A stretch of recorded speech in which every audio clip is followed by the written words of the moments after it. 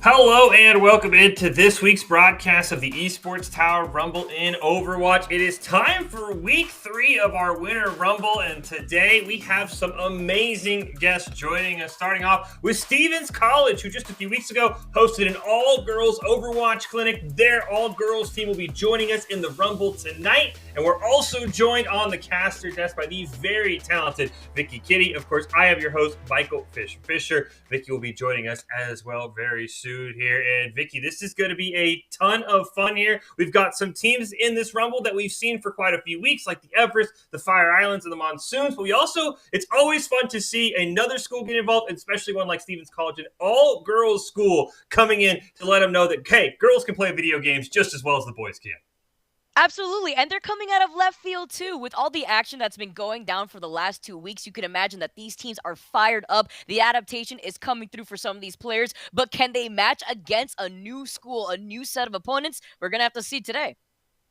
As we get ready to kick off again, Stevens College, an all-girls school. They have a blossoming esports program. They're going to join us for the Rumble after hosting an all-girls Overwatch clinic just a few weeks ago. The Everest, Fire Islands, and Monsoons all back from the esports tower. Of course, the Everest on top. Everybody is chasing them. And then Meridian Tech, who's been in a couple of our recent Rumbles as well, coming off a second-place finish in week number 2, vying for that crown. We will see who can get it done today. Again, week 3, part 1 of the Rumble. We'll have some group stage games. We'll come back in a couple of weeks and next week with our grand finals. But before we kick off any of the games, of course, we have to give you Doc's keys to the game. That's presented by Esports Tower. Score pro advice at esportstower.com. Improve your game sense, improve your team play, improve your performance under pressure. You'll get matched with great players and professional coaches to help you rank up. And those, of course, never take a fair fight. What does that mean? It means taking fights in unexpected places when they are unprepared, and you have to have tempo if you're going to be able to pull that off. And as we get ready to hop into our first match of week 3, it'll be the Meridian Tech Dragons taking on Stevens College. We will not have to wait long to see how they match up. And it is a very tough draw for them, Vicky. They have to play last week's runner-up, Meridian Tech, who's been improving week by week. They're trying to get to that tough spot. We'll see what they can do here against Stevens College as we kick things off on Oasis for our first game. Yeah, Meridian now coming off of second place finish just last week. They're looking for the run back. They're looking to carry that momentum now. Facing off against Stevens College, we're going to be able to see how Meridian Tech has been able to make some of those adjustments. Of course, with Big Boofus on the Zara, he's been able to pop off Soup on the Cassidy. And overall, the hit scan from Soup, he's been able to put on so much pressure. But with Meridian Tech now coming out of the gate, Stevens College, they got a lot ahead of them. And we've got Burning, a new DPS for Meridian Tech as well. We'll see what he could do on the Doomfist against this more aerial comp with Stevens College as we kick off the first fight. Absolutely. They got the pharmacy running about, and I love this choosing composition action from Atomic, as he is going to be able to get that boost from Rachel. They've already controlled the high ground here as well as the control point. Look at Meridian Tech now. Actually having to traverse through the staircase. They're trying to look for an opening here. They have Eternal Flame on the Baptiste, but hopefully with that Ant Matrix, they are going to be able to clear some of that space. Already going to be able to contest. I like this slow, methodical approach that we're seeing from Meridian Tech.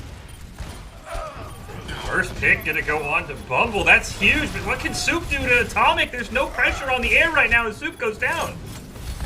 Absolutely not, and there goes that Ant Matrix that they have ready. This can control so much space here from Eternal Flame. We're going to see him pretty use up the Immortality field as he's going to wait. The contention, though, Meridian Tech, they have to try to flip this point quickly because already nearly 30% on points for Stevens College. They came out of the gate so aggressive. They got the Rocket Barrage, and the Rocket Barrage takes out Kings. That's the big tank going up for Meridian Tech, but Big Boofus gets saved by the Immortality field, but not before Eternal Flame gets taken down. In fact, Atomic pulls off a Rocket Barrage, doesn't even get punished by Soup. So often, as soon as Afara Rocket Barrages, she is just dead in the water because she can't move. It's going to be up to Soup, and you see Burning now on the Soldier. They realize how much of a problem this pharmacy is. They have to swap the scan for Meridian Tech if they want to be able to come back on this first map. Absolutely, this is the play here. After what we just witnessed from Atomic, she was able to pop off, control so much space with that Rocket Barrage. That Immortality field was nothing really other than saving Big Boofus, but was unable to save Kings. He's Soup now trying to take a flanking elbow. He's got the Deadeye. Hopefully they can clear some space. They're going to need it here since Atomic won't really have that cover in the air. Jump in there. They also have to pull up. There's the Deadeye, though. Oh! They pick up two. Yes, that's exactly what we're worried about. As Atomic didn't really have enough time to get away from that Deadeye. They waited for that perfectly. They had the Ant Matrix to control that space, and now Meridian Tech, they are going to be able to flip this point, but not before we see Stevens College hit nearly 88% already on this control point, and they're still contesting their thing. Absolutely insane that they're not giving this point up to Meridian Tech yet. They're going to probably get this to 99% with the respawns running in. It's a great play from Stevens Tech. Yeah, they get it to 99. This fight isn't over yet. I think Meridian Tech thought they had won it off that Deadeye, Vicky. Absolutely, we thought it was going to allow Meridian Tech to flip the points, but we saw Stevens College just come in swinging with Atomic making their way back. Here comes Attack Visor, though. This is the opportunity to take care of Atomic, and they finally flip the points. But look at this, 99% already in favor for Stevens College. Stevens College is probably going to have, I would assume, 4 ults coming in this next fight as long as they wait for Bumblebee's Tac Visor. So Meridian Tech going to have to deal with their 2 tank ults. You're probably looking for a grab maybe up on Atomic and then a shatter down low. But this favors Stevens College, and they only have to win 1 fight because of that great stall they pulled off, Vicky, as they're going to start it off. Oh, and the Rocket Barrage too. Atomic does not find anybody. Burning now at Soldier Swap has allowed Meridian Tech to put themselves back in this fight. But just as you were saying, they have so many ults that they have to worry about. Is it too little too late now that Atomic goes down? You see Big Boofus winning the trade versus Bumblebee. Stevens College didn't use all their ults minus that Rocket Barrage, so even though they lost this fight, Meridian Tech do manage to stave them off, and they didn't use too many ults themselves. They still have the Shatter, they still have the Grab, Soup still has that Deadeye. That's going to be so crucial for the next approach Atomic is going to make coming out of the spawn. Yeah, the Deadeye's the one I'm worried about. As you said, Atomic has to be tracking Soup at all times. That Deadeye, we thought flipped the fight last time. This could be a huge one for Soup if pulls it off as we near 60% as well. Bumble's looking for a flank on this top side with the Tac Visor. Gotta be the double whammy here. You got the Deadeye. You also have Burning still on the shoulder. The Tac Visor looking for the opportunity as Bumblebee is just trying to hug the corner, trying to play this safe. Wait out the high noon, as you can see. Stevens College still coming up with 3 ults. Here come the minefields to control some of that space, but Soup still finds Bumblebee, who was hiding by the corner. Burning now has built up that Tac Visor, and with this Lucio ult, he's gonna be able to stay in this fight a lot longer. Stevens College, though, with that res, they have to track Burning, who's now dropped down from the high ground. He gave up that space, and he's so low. Can he get to the health pack in time? Shatter's gonna come out as well. Meridian Tech has burned everything. Stevens College, they popped the nano. They have one last chance here, Vicky. Oh, the Valk now from Rachel to help keep everybody from Stevens College alive. 99% overtime median here as Meridian Technical is still trying to stay in this game, but Atomic has been ruthless so far in this first round. Let's see if they can keep this up as Meridian Technical has now been able to reverse the situation, even things up, but there's nobody left here on the point for Meridian Tech. It's just a matter of time being wasted in the first round. Goes in favor for Stevens College, but not before Meridian Tech actually almost were able to bring that back. That was a very back and forth map. I thought, that it looked like Stevens College was just going to 100-0 them. Then we had that crazy Deadeye from Soup that for sure thought was going to flip the point, but it was a great stall by Stevens College to get it to 99% before the point flipped, and they needed every single percent of that as they ended up going 99-99. And a couple of all misusages there, Vicky, but I think Stevens College was still trying to figure out when they wanted to use all those ults, and they also respected the heck out of Soup because those Deadeyes can turn the fight anytime you have a pharmacy. And you can see the respect that came out of Stevens College when they realized that Meridian Tech, they were going to adjust immediately right out of the gates. You saw that Burning swaps over to the Soldier. You saw that Soup was trying to be more tactical with those Deadeyes. But now you have Stevens College, they still had the lead from the get-go. They had the advantage, but now that Meridian Tech is kind of on their tail, can they keep that up? See, a flank potentially from Big Boofus. Might try and book somebody up. There it is. Can't quite finish the combo off, though.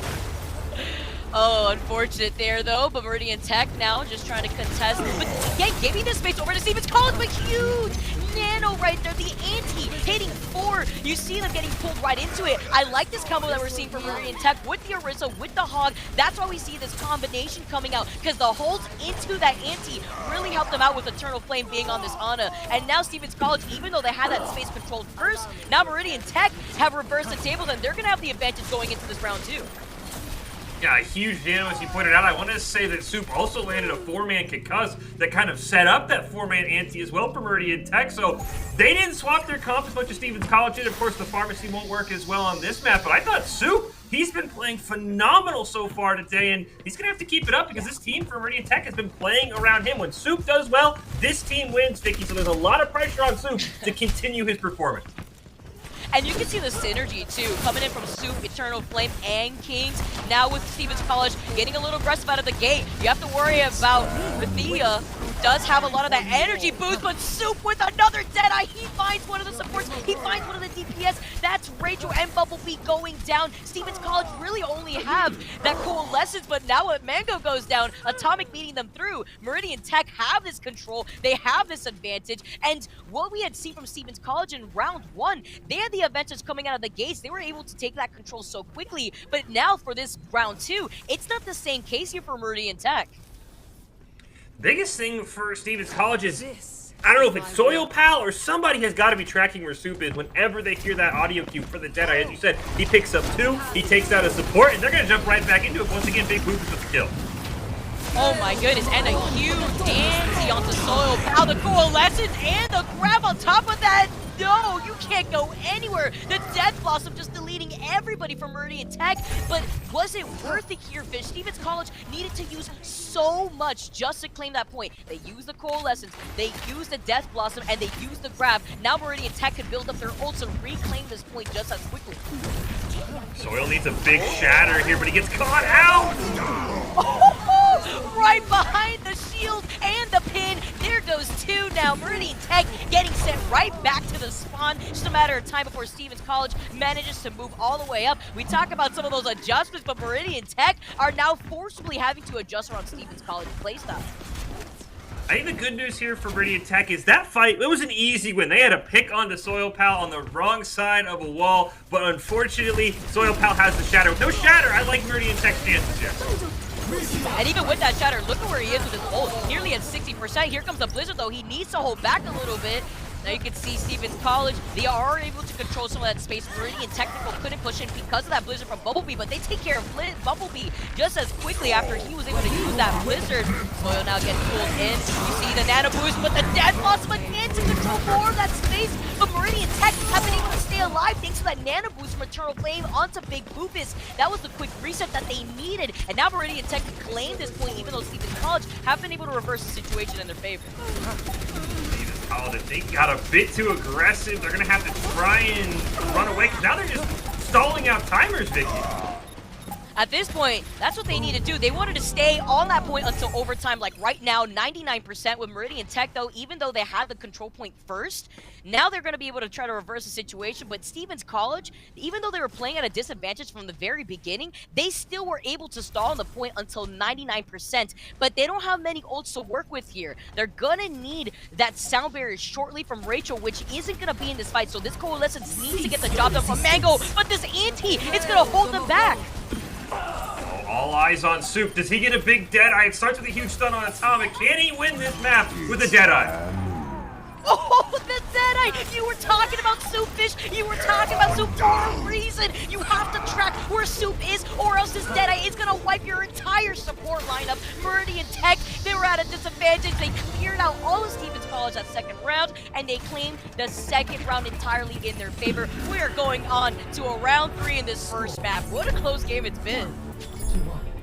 And Soup just absolutely plays phenomenal. We get a look here. This is his 3rd straight double kill with the Deadeye. He gets both supports with it, which pretty much guarantees his team the game. He had even gotten Atomic right before this replay started. It is all up to who can 1v1 or who can track Soup. Again, we go back to the pharmacy here for Stevens College, but the way Soup's been playing, I'm kind of worried for Atomic this time around, Vicky, because I think Soup has figured things out. Map 1, he was maybe warming up, though, but he's ready now. Yeah, we have to see what Stevens College is going to do about Soup, because you nailed it perfectly there, Fish. Meridian Tech has been playing around Soup so well, and that's just the adjustment that Meridian Tech has been able to make when it comes to how ruthless Atomic was in that first round. But they have to take care of Rachel, or else that damage boosted Farah is going to take out one of your supports, like we just saw right there with Eternal Flame, being the first to go down. I like Soil's doing here. He's just trying to cause disruption, and it's letting Atomic get free reign on the back line. Hello, Soil Pal is rolling right out of that situation. A little worried right there too, but knows that nobody could really stun him right there, minus Soup, who was playing out of the back line. That's something else to know. Soup could stun out Soil Pal as well as Mango. Mango's not too careful from the back line. They really do need Alithia to help peel for Mango, so that way they don't isolate Mango specifically from Stevens College. But Meridian Tech, this is playing out very similar to how we saw in that first round with Stevens College, having the domination from the get-go. Soup way behind on the Deadeye. I like the Wrecking Ball pick, though, because it's going to allow Soil Pal to be disruptive and maybe set up another Rocket Barrage with Atomic. It's just ripping them apart right now, Vicky. Oh, and another one! You talked about Soup, well, we found him. And it's going to end up being pulled right out of the oven because Soup is nowhere to be found. You have nobody to contest Atomic now. Atomic also just denied that Coalescence charge from Jaber, so that's going to be ruthless now going into this next approach from Meridian Tech, because they cannot afford missing out on those ult charges. At some point, Meridian Tech, you have to wonder, Vicky, they have the playbook, right? The answer to Farah is always hit scan. You have a Soldier and a Cassidy, and neither of them can find a way to get onto Atomic. I don't know how you change your gameplay when you think you have the counter and it's just not working. Exactly, they have the counter right here available to them to take care of Atomic. Now, in this third round, it's so difficult on Oasis to try to contest Atomic playing off of this middle pillar alone, and then you also have to worry about Rachel. You have to make sure you take care of Rachel before ripping it into Atomic, but with this Rocket Barrage, you have to look into the flank of Meridian Tech. You see the Anti, this is a perfect opportunity for Atomic to find that Rocket Barrage. Now coming in though, Burning has a Tac Visor, he goes up on the grab lift, he finds Atomic, but it's not too late before Atomic finds 2 members of Meridian Tech first. So that Tac Visor gets denied almost immediately, even though Atomic goes down. Meridian sent their entire team through the jump pad just to kill Atomic. They literally tried to 6-man Atomic, and they lost the map off of that. That was crazy. That was insane. What was even crazier was the adjustments we just saw from Stevens College in that third point. They did not give an inch of an opportunity to Meridian Tech to get to that point first, and I feel like that's the strength that lies within Stevens College. They get so aggressive out of the gate there on control that they deny all that possible space and ult charge from Meridian Tech, which we saw already before with Atomic isolating the Mora, denying the coalescence. That would have helped approach the points, but without that coalescence and the rocket barrage being on board first, what can you do in that situation when you deny both of the hit scans that are supposed to counter you? Yeah, I mean, it literally, like, I'm just sitting there like, okay, when Afara dominates you, you just say, Soldier, Cassidy, we win. No, that wasn't the case. I mean, like I said, they six-manned an Afara. I have never seen that before, ever. So I'm curious if they have a counter. We are going to go to Watch Point for Gibraltar for our next map. It is a best of 3, so Stevens College could potentially win their first game in their debut. And Watch Point is a map, Vicky, where there's definitely some areas where Farah can succeed. So it's on Meridian College to figure out how do you counter something that clearly wasn't just dying to Cassidy Soldier like 99% of Farahs do. Absolutely. You know, I'm really glad you bring that up because you have Watchpoint that provides a lot of that verticality. So maybe are we going to see a swap to Hanzo perhaps? Maybe Hanzo is that necessary tool here to try to contest the powerhouse that Atomic has been on this Farah. But honestly, seeing the adjustment that we saw from Meridian Tech, you have to imagine that they're going to try to bring that going into map number 2. But since it is best of 3, Stevens College only needs to take this one more map to be moving on.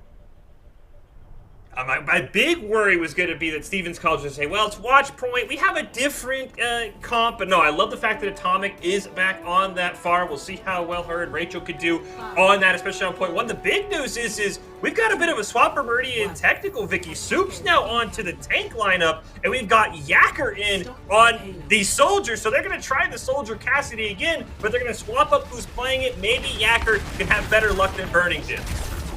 Yeah, we have to see, because now with Soup being on this Aristo, they could go in for the hold, they could go in for the stun, they could try to chain this, but Bumblebee is on the Bastion. You have the Immortality field. Stevens College is playing this ruthlessly. They are just going to be able to pirate bunker onto this payload. They already found Atomic, so now Meridian Tech, they know that that threat that was looming above them in that first map is gone, and look how they're popping off. They take care of Bumblebee without that force to distract and destroy the police from Meridian Tech. They know that they can fully halt this payload. Someone clearly didn't tell Soup that he was on a tank. He picks up 3 there on that wrist. And I like the attempt from Stevens College. It was the pirate bunker, but we're also going to have Atomic on the far, so you kind of have to look low and look high. But as soon as the payload went underneath and there was no more support from Bumblebees, they just turned all of their eyes to Atomic. Now the question is going to be, how do they get back to the payload with this comp, Vicky? Because it's kind of meant to just ride the payload the whole time. Exactly, and with the Bastion, that's exactly what they're going to need. They need that space for Meridian Tech. Having the advantage aren't going to be giving that to them. Although Stevens College, they are playing off the high ground. They have the Ana, and that's what I'm saying. Bumblebee will not be able to step a foot on this payload, especially with the comp that we are seeing from Meridian Tech. You see the Deadeye coming in, it's isolated Atomic, and the res has already been used up on Bumblebee, who's already falling so low. Stevens College need to disengage here. They need to recuperate because these antis coming in from Eternal Flame is not letting them reset. And I almost feel like Stevens College just needs to, take off the Bastion for now, go to something else, because they basically are telegraphing we're going to go to the high ground, we're going to try and set our shields up in front of Bumblebees, and then, as you said, Eternal Flame's just hitting an anti after anti. I think this Bastion was a great trick to get the payload as far as it got, but I think they have to change off now, Vicky, because they're not getting anywhere now that they no longer have control of the pirate ship. Absolutely, and you already see here, Meridian Tech, they have that whole advantage, but with Yacker going down, that Tag Visor won't be able to be a threat to Atomic, but that Sleep Dart from Eternal Flame will. Even though they denied their Rocket Barrage, it wasn't enough to take care of Atomic completely. Now Stevens College, they have the bunker set up on the payload. They are going to be able to take this first point, and look how far back that they're sending Meridian Tech back as they're staggering them with Big Boop going down last. My one concern here is there's not as much verticality from this point for Atomic to kind of rain from above, so it's going to be tough for Atomic to get a lot of value on this far. Maybe after a death, she swaps off. There's also 3 ults up here for Meridian Tech, and they're nearing in on 4 and 5. I think they can win this if Yacker gets a good pack fight. Oh, but the moment that Rachel split some of that attention and was not healing Atomic to get that res, Atomic goes down, so that threat from the sky won't be there. Oh, then Bumblebee getting pulled into Big Boofus. Big Boofus has claimed the head of both the DPS for Stevens College, and Meridian Tech up now controlling the space around the corner. I like the use of the mines as it prevents Burning from going right back to the rest of Meridian Tech, splitting up some of the team, but is that one pick going to be enough here? Now that Supercharger has been called in from Soup. For the Rocket Barrage, there it is for Atomic. The Rocket Barrage finding the 3K though, finding Soup in the process, giving them support to leave Jaybird low too. Meridian Tech needs to reset. They need to give this space to Stevens College because at the moment, as a two-man army, Burning cannot do it here with Big Boofus. The rest of Meridian Tech have now rejoined in this next choke point, but look how far up Stevens College is pushing. At some point, Atomic and Yacker, they've been sitting on their ults. They sat on them for all of point two. You have two basically easy kill abilities on Atomic. I'd love to see them go one fight after another. And here we go with the Tac Visor. And there you go with the Immortality Field too to help maintain Alithia, keep them grounded. The Tac Visor though has found Atomic, as we were seeing here before in that first map. You can see currently Rachel just hiding around the corner, but with Stevens College just tripled into that room, that big ante is going to deny them. It's just a matter of time before Stevens College resets. And Meridian Tech at the moment need to try to keep up this momentum because they gave those first 2 points to Stevens College relatively fast. As you can see the timer on the clock as 3:35 already for Stevens College. You get the swap for Bumblebees now on the Soldier themselves, but I love the fact that Meridian Tech, they used the Tac Visor. They didn't need to use anything else. They forced Stevens College to line of sight. Now they have the Deadeye for this next fight to try and find this farmer field. But another minefield here from Soil Pal, getting those so quickly and finding Burning again. Although you saw that he got put down with that sleep dart by Eternal Flame. Eternal Flame gets denied, even though they just get res here by Jabers. Atomic has just been another level, being able to get into a flanking position to keep this pressure up into the backline of Meridian Tech. Couple of ults burn there for Big Boofus. I don't think the Valkyrie's going to be enough to keep you alive in a 2-on-6 here, Vicky. Stevens College might just run this down if the respawns don't come through. And look how much time they have, 2 minutes, 45 seconds, and they're still denying Meridian Tech from rolling in. Even the desperate swap from Burning onto the Doofus. Can he get there on time now that Yakker's gone down too? None of Stevens College members have gone down just yet in this skirmish, and with this minefield, Meridian Tech can't even contest on the point without getting pressured. They should be able to get in here. They, just barely take out Soup. The stall was good for Meridian Tech. They burn off about a minute, but after that first kind of couple hiccups, Vicky, we're trying to reset the Bastion, Stevens College has figured it out. And I will say, I think Soil Pal on this Wrecking Ball, he had a ton of disruption. As you point out, he kills Burning in the middle of his Deadeye right in that previous fight before this replay. This Wrecking Ball has really complemented what Atomic and Rachel are doing because it's not allowing the DPS of Meridian Technical to get their feet set and be able to aim up in the sky. And it splits a lot of that attention away from Meridian Tech while they're so focused on Atomic and Rachel, having to deny Rachel the ability to heal Atomic up while Atomic is building up that Rocket Barrage. Soil Pal is in the backlines, putting down the minefields, splitting up the entirety of Meridian Tech. And I feel like having to maintain that focus in the air as well as the ground with Soil Pal taking these flanking positions, it's so difficult for Meridian Tech to kind of put a nail onto Atomic, who's been that threat looming over the skies. It's just my one thought for Stevens College is Atomic's been great, and I'm not a huge fan to see them now swap off the far. I would have loved to see them kind of just run it until Meridian Tech has an answer. And if Meridian Tech wins a couple fights, I'm going to be curious if they are happy with swapping off of that far. Maybe they have a defense strategy, but it's one of those where it's been so powerful. I don't know why you would ever give it up if you're Stevens College.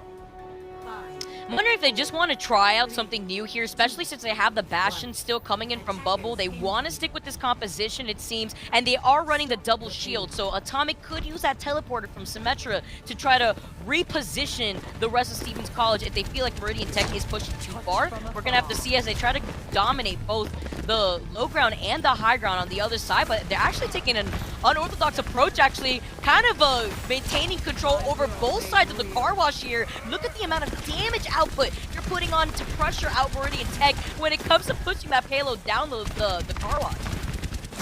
Soup's going to look for a flank. I don't know if Stevens College is going to be expecting the Winston, but unfortunately, the rest of his team had all run away. That was a great attempt from Soup, but it looks like Meridian Tech wanted the reset because they would have swapped their comp to a bit more spam. Soup saw the Symmetra turret setup and said, you know what, that's fine. I'm going to wait for the rest of my team before trying to go in for a flanking position. Now, as he has rejoined the rest of Meridian Tech, you can see how they try to approach this. You can see the teleport is set up too on the other side behind Soil Pal, so they're just dominating so much space in general in this car wash. I love this approach that I'm seeing from Stevens College, and look at the amount of poke pressure that Soil Pal is putting on with this double shield comp that we are currently seeing from Stevens College. Here comes the grab lift. Let's going to see as Meridian Technical get lifted up in the air. That's going to be a lot of damage that they don't have any mortality field to negate that. They have a coalescence coming up, which is going to be crucial here from Gerbers. Force the Valkyrie out from Eternal Flame just to keep everybody healthy, but they do get the first pick on Rachel. This is the go moment, I think, here, Vicky, for Meridian Tech. Yeah, they don't have that nano boost now, and that's going to be great for Meridian Tech as they have the coalescence to deny that. They have the Junkrat for so much pressure, and I like this swap and the adaptation that we're seeing from Meridian Tech because this Junkrat is going to do so much more damage in enclosed space, which is exactly where Stevens College is stationed.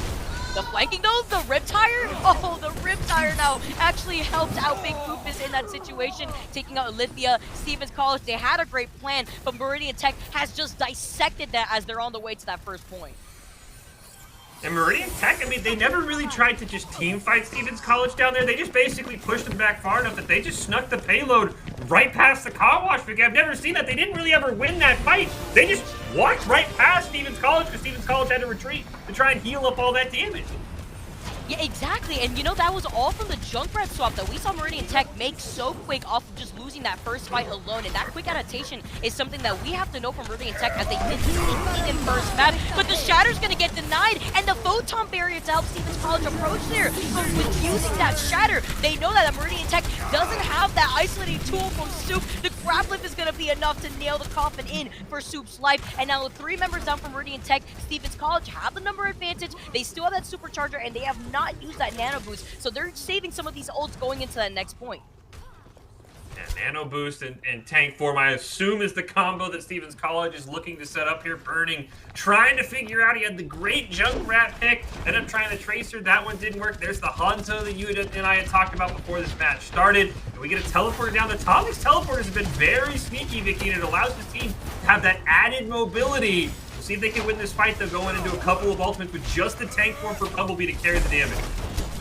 Yeah, what I like is that it's allowing the rest of Stevens College to take the high ground, and now Atomic is trying to build up that damage with that Symmetra beam, trying to isolate Rachel at the same, or rather Eternal Flame at the same time as now Meridian Tech have that Valve. They have those Roadhog ult. They're sending everybody in back, but he gets stunned by the accretion. The rock actually stopped him in his boots, but Meridian Tech have the number advantage. They claim Bumblebee, and that's the downside when you do want to commit to running this composition.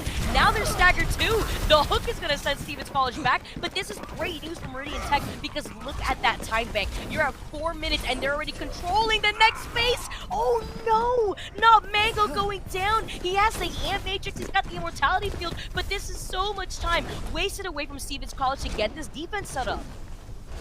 I like the swap here for Atomic. Go back to the Pharah as your last-ditch effort. But as you said, there's a ton of time. This payload hasn't even been contested yet. It's almost around the final corner here. They gotta start with an Amp Matrix, though. The Amp Matrix is going to be respected as it should here with Meridian Tech still trying to control that corner, not trying to be too overly aggressive. This grab lift is going to send Big Poopus up into the heavens, but the damage output is way too much to survive through as Bumblebee now has free reign over this corner to control this next phase.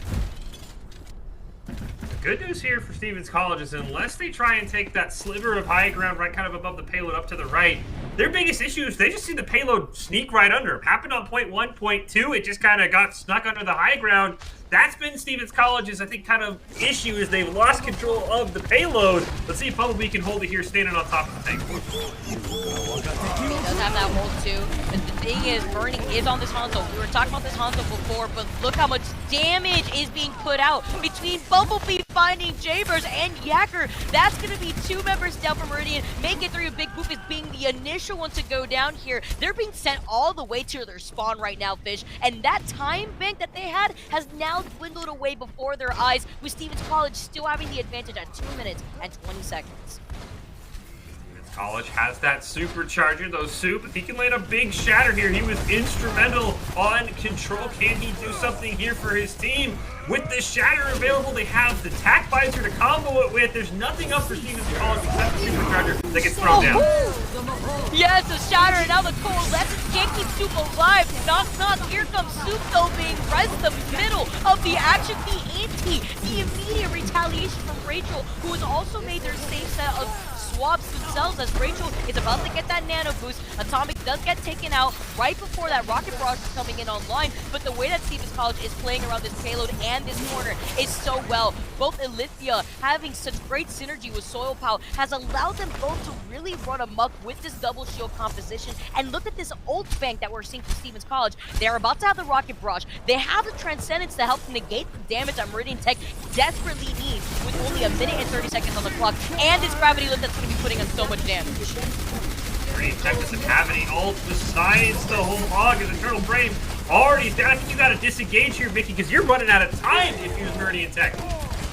Exactly, and nobody stopped Mango too. No one's been able to go onto Stevens College flank because they've been so fixated on taking care of Atomic. They have Burning for that close quarter damage, but is it going to be enough now that Yacker is still on that hit scan to try to pick off Atomic, but they haven't really been able to find another opportunity to split that attention away from Stevens College in the backline.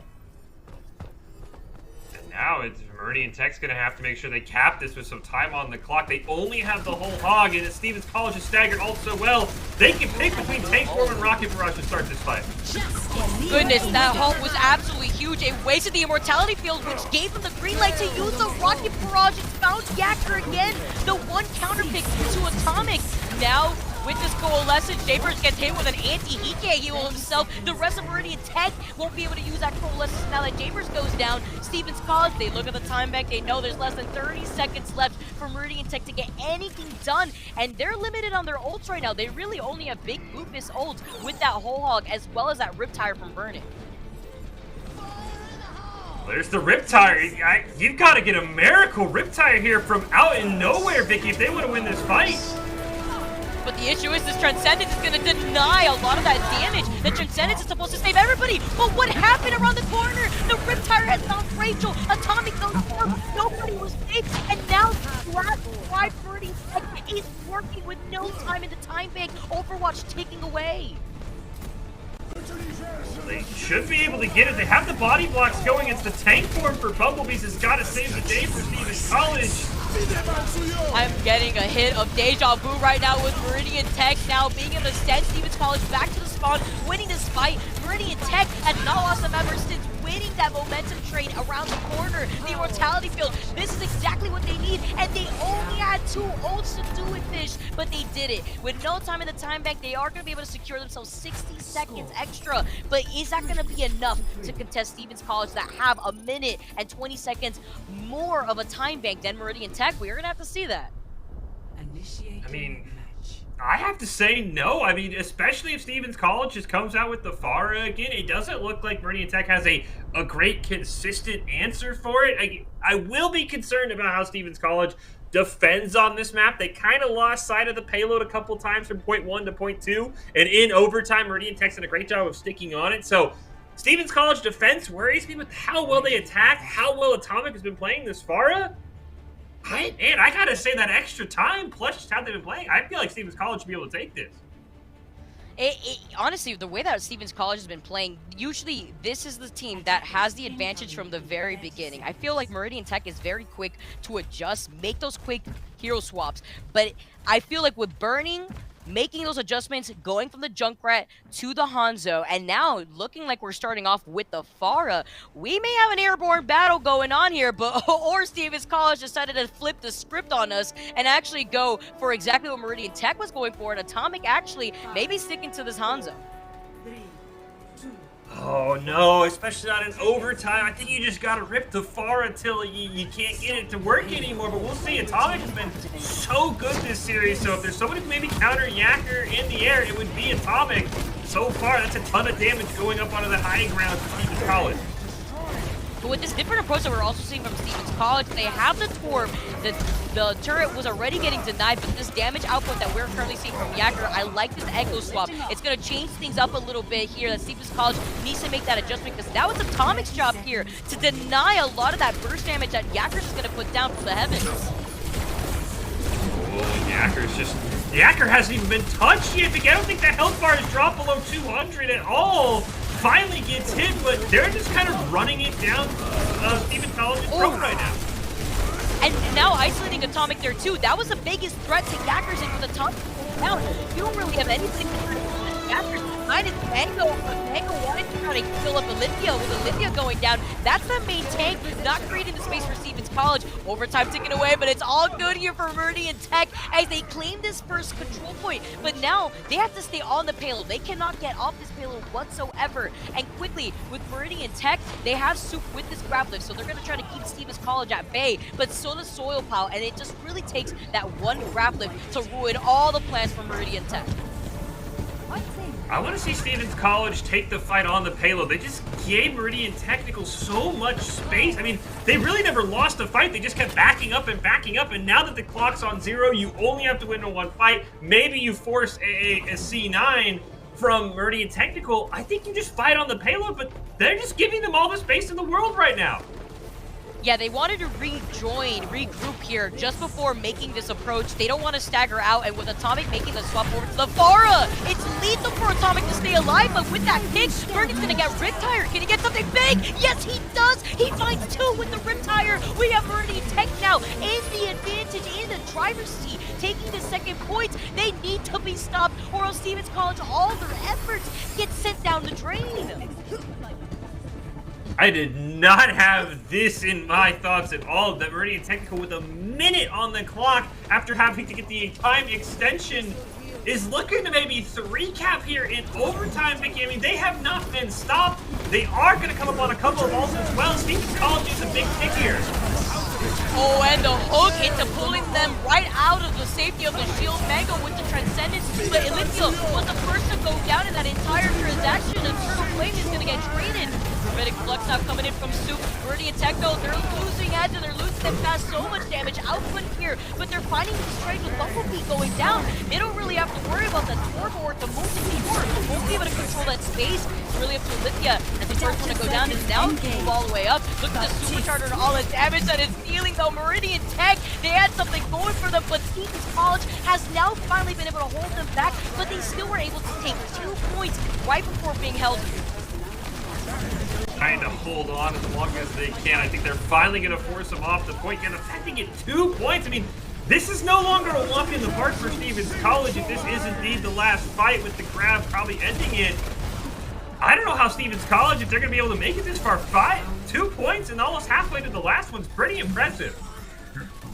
We're talking up Stevens College time bank and the advantage that they had in comparison to Meridian Tech, but we were not expecting Meridian Tech to gain that early game momentum coming out of the gates here. While on the attack, they were able to control so much of that space that Stevens College respected them for. You're saying it perfectly, actually, Fish. They were giving a lot of that space over to Meridian Tech, and while they wanted to regroup there, Burning on the Junkrat was able to get 2 picks off of that Riptire, make it 3 after initially taking care of Atomic off of that high ground. And that would have been lethal because Atomic wanted to look for that Rocket Barrage, to build into that Rocket Barrage just in case Meridian Tech had actually gotten that second point. I like this pick for Burning here as well on the Bastion. I mean, we talked about, the playbook for countering the Pharah 99% of the time is the Soldier and the Cassie, but there's always the Bastion that can just rip apart a pharmacy from the sky. I'm curious what Burning will do, because if they're able to kill Atomic, yes, they have 3 minutes and 20 seconds, which is 3 times as much as Meridian Technical has, but this comp really functions around Atomic, Vicky. So I think if Burning is able to make a good play, and it's shocked me that it's taken this long for them to maybe try and pull out the Bastion as the counter, they might be able to hold them if they can just keep clipping Atomic's wings off the spawn. Yeah, and I like how you pointed out, because Burning, they saw that Stevens College were the ones to try out the Bastion composition first, but right now we also noticed that the Ana was detrimental to this, and he melted Atomic out of the gates. I think this is going to let Stevens College know that they're going to have to make some swaps here to contest Burning on this Bastion pick. They used up the res here from Mango to get Atomic back up, but with some of these swaps here, you have to imagine that Rachel is going to narrow down that focus onto Burning, put him to sleep, prevent a lot of that damage output to give the space over to Atomic to close in that gap. I like the angle Burning had. Now they all jump off the high ground. Stevens College trying to sneak underneath, and here's Burning uncontested. And Burning jumping off of the high ground on the other side too to have much more of the enemy in their line of sight. Good a push from Burning, but look at these flanking positions that we're seeing from Stevens College. They know where Burning is. They're trying to isolate him while the rest of Meridian Tech is so fixated on controlling the front line. Atomic has got to get a pick, but Burning, the positioning is so strong right now. Just has these tiny little windows that he's able to peek through. I don't know what Stevens College could do, especially with Bumblebee not on something like a Tracer. He's got to get right up in his face on a Soldier. That's going to make it even harder. I'll show them. It's difficult with Meridian Tech now actually disengaging. I like this call from them because they knew that the high ground was going to go in favor to Stevens College, especially with this bunker comp that Meridian Tech wants to go for. But they have to do something about Atomic, who's pushing all the way into their face, into this first point. Now with this, Baptistal Eternal Flame is trying to control that space and in favor of Meridian Tech, and it works. Look at Burning getting the 3K, getting it a 4K. They've already cleaned up Stevens College with that grapple, pulling him all the way towards Big Boofus. Stevens College are been sent back to the spawn, and look at the amount of ults that Meridian Tech were able to build up without having to use it for that last fight.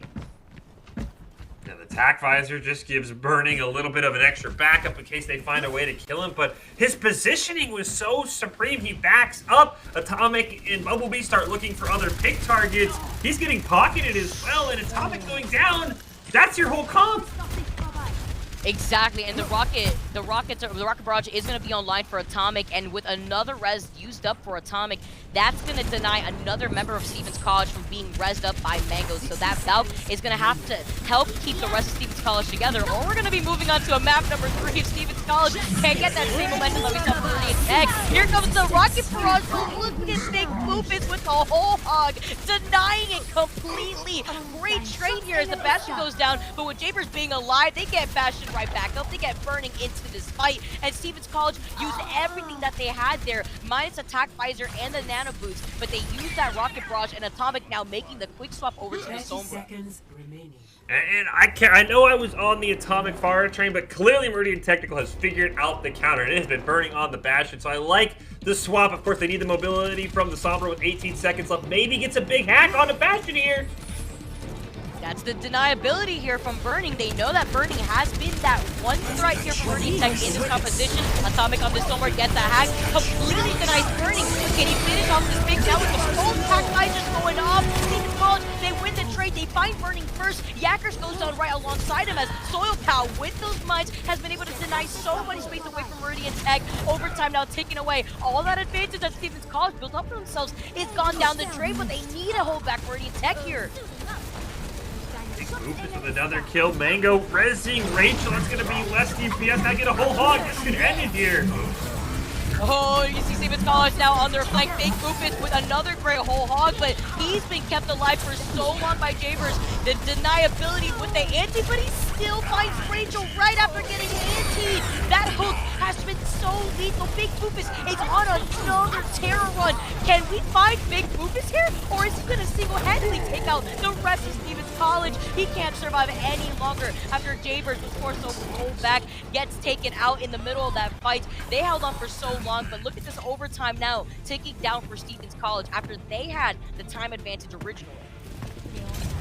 And I don't expect... Ooh, that's a bad pick there for Meridian Technical. I don't expect Meridian Technical to give up all the space that Stevens College did, but potentially they will. They are going to be hamstring as well, as it's the baby diva that's out right now, so they're going to have to let that mech suit build back up. But Big Boofus, my gosh, you called it, Vicky. He held that point for probably like 30 seconds by himself, and he is not missing hooks on key targets. It's up to Mango and Rachel to stay out of line of sight of that Roadhog. was like watching a bunch of domino pieces just fall one after the other. Whenever Big Boofus is in town, you have to look for your back. Bumblebee gets hooked, gets taken out. You saw that damage output too that Jaybirds was helping Big Boofus with, and now Big Boofus is about to get another whole hog to hold back the rest of Stevens College. That means that that's going to deny them the ability to stay on this cart, and with overtime taken away, that's going to be lethal here. Burning is on the... No one has looked at Burning on this Tracer yet. This flank has been huge. Stevens College, they have the time advantage, but they don't have the number advantage now. Overtime gone, and Meridian Tech stay in this series, taking map number 2 to even everything out. Oh man, Stevens College, they are really, really strong, Vicky, on their one comp. The pharmacy comp, they are so strong on. The problem is, when they're forced off that pharmacy, either due to a good bastion or just due to the lack of verticality, they don't have an answer for mainly Burning, who I thought was very impressive, and Big Boofus. I'm concerned as we go into map 3, which I just got word is Volskaya, that if Farah gets denied, this comp's going to fall apart for Stevens College. This is going to be interesting. I'm curious to see what hit scan we're also going to see from Stevens College going into Volskaya, because the adjustments that we've been seeing from Meridian Tech with Burning, first starting things off with the McCree, with then going over to the Junkrat, and then now making the swap over to the Bastion. Overall, Meridian Tech, their entire play has been to adjust themselves around Stevens College, but doing so quickly, playing at a disadvantage in that second point for Watchpoint, and then being able to turn the tides, maintaining that defense was so crazy to watch from Meridian Tech, because they're showing off to Stevens College that they could definitely deny that one trump card that Stevens College has had with Atomic being on that Farah.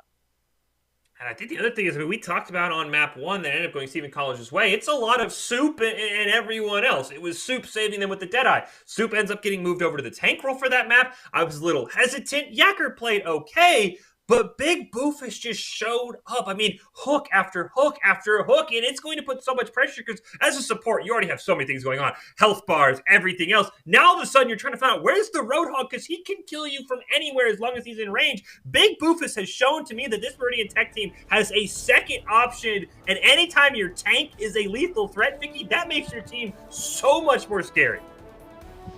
It's crazy. You said it perfectly. The way that Big Boofus played at the very end, he took away so much out of the time bank that Stevens College desperately needed to hold on to. But it is what it is as we go on to a map number 3 here. Stevens College, they had the advantage from the get-go. They had the advantage in map number 2, but Escort just fell right through their hands as we move on to Volskaya. Salt map type here as Meridian Tech could try to get onto the high ground, control some of that space already from the get-go. But look at this composition that we're seeing from Stevens College already. They're still running the Bastion. They have the Symmetra. They're going to be able to teleport right behind Meridian Tech. Oh, is that a 6-man ante? I think the Turtle just hit a 6-man ante! Oh, so on point with those antes and those accretion kills coming in from Burning. We talk about swapping some of these positions here, Fish, but Burning can just do it all, it seems, here, from adjusting within the DPS lineup, adjusting within the tank lineup. Meridian Tech were playing from the low ground, and they still denied Stevens College approach. I will never know how Eternal from the low ground just hit a 6-man ante on a full high grounded team and basically won that fight. And Burning picked up the kills. And I mean, now you're looking at Meridian Tech and it's Soup, it's Burning, it's Eternal Flame. You're running out of options that you can pick on if you're Stevens College. And look at this ult pick that we're seeing from Meridian Tech off of that fight alone. Another accretion pick onto Bumblebee. Bumblebee is not having a time of their life. The immortality field's been used up, but Stevens College is literally trickling onto this point, and this allows Meridian Tech to hold on to all of these ults. Once Stevens College makes those adjustments, once they try to contest with their old ults, they're going to have to be facing a wall of a 5-man ult team that is coming in from Meridian Tech. I like the call here from Atomic. Go back to the Farah. It's worked so far. Try it one more time. But as you said, yeah, 5 ults coming up. Soup can easily build this Deadeye on Cassidy in 2 or 3 shots, depending on how much damage you can do. Meridian Tech's going to have their buffet choice of ultimates they want to throw out to try and win a couple of fights. We're going to have to see if any of Stevens College wants to fight from that buffet. The Shatter going in to deny the animation and the nano boost to keep Big Boofus alive. If he was scary already on the Hog, look at him swinging the hammer on the Reinhardt. He denies Atomic. He denies Stephen College. They use up that Ant Matrix, so now they don't have the Ant Matrix to match the Meridian Tech, and that's what we were talking about before that fight, because look how they cycle through his ultimates. They only use the Nano Boost, and they only use the Shatter and the Valve, so they still have 3 ults ready for this next approach from Stevens College. And Big Boof is already at 50% on the Shatter. I mean, there's not anything really stopping him from maybe having a Shatter in the middle of this next fight as well. Atomic's got to be the hero here. The Rocket Barrage at 75%. Maybe you get a big flank if you don't get taken out by the Deadeye or the Back Visor, but that's how Stephen College wins this. I like the approach from Soil Pal, though, trying to approach the high ground there. You saw the pile driver, but no one looked at Soup on the high ground with the Deadeye. That's going to deny your main comp that you use as an anchor between Atomic and Rachel going down. You don't have one of your support players. Atomic won't have Rocket Barrage. It's going to have to be a full reset here from Stevens College if Soil Pal can get away. Hello. And again, Meridian Tech, they handle their ult so well. They win that fight with just the Deadeye. Now they still have Burning and Yakker's ult. They're probably going to have another Nano Shatter combo for this last fight as well in Stevens College. Soil Pal's been playing great. They're going to need an insane minefield, hopefully getting a pick onto Yakker if they want to even have progress on point A here. I'm in danger. I'm just looking here. Stevens College with that Rocket Barrage is going to be lethal here, but the minefield's coming in from Soil Pal. The Rocket Barrage coming in from the front. That's going to be an explosive sandwich that Stevens College is laying out for Meridian Tech. But look at the amount of time that has been wasted away from Stevens College. They finally claimed this point. They finally proved Meridian Tech off, but they need to get everybody off entirely, or else this overtime is going to take away. They get the first tick. They're going to get the second tick, but all this time been gone away. Stevens College still have an entirely other point to get through. And they're once again going to go into 5 ultimates for Meridian Tech as they do get the 3-minute extension, but Meridian Tech is the team usually Assault you can snowball from A to B with a ton of ults. Meridian Tech, who's been so patient, can easily win the next 2 or 3 fights, Vicky, if they stagger these ults well. We have to see, with the way that Meridian Tech is cycling through their ults, they're doing such an amazing job. They're about to have the Valve too, so a 6-man team ready with their ults. See the Shatter online for Big Boopus. He's waiting for the opportunity for Stevens College, but I like this approach from Stevens College. Coming in from the high ground, though, Soup is still going to deny Atomic. You were talking about this, but a huge Diva Bomb coming in from Olympia. What a saving grace from the heavens for Stevens College. This is going to deny everything from Meridian Tech. Look at those ults that they're still holding on to. They recognize the situation. They know that the spawn point is right behind them. They still have another shot.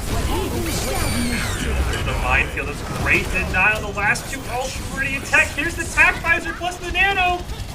But he's getting denied. Look at these minefields. He can't even get to the point. He can only use Attack Visor from far away. That's fine. Here's Eternal Flame to play off of the back end. But what a way for Meridian Tech to utilize those ults to turn the tides in their favor, because Stevens College, they had the advantage right there, the man advantage, as well as the fact that they had the ult advantage building up in their favor. But Meridian Tech, the saving grace right there, even though they didn't have the minefields to block them, they still have that Attack Visor from Yakkers to deny that space for them.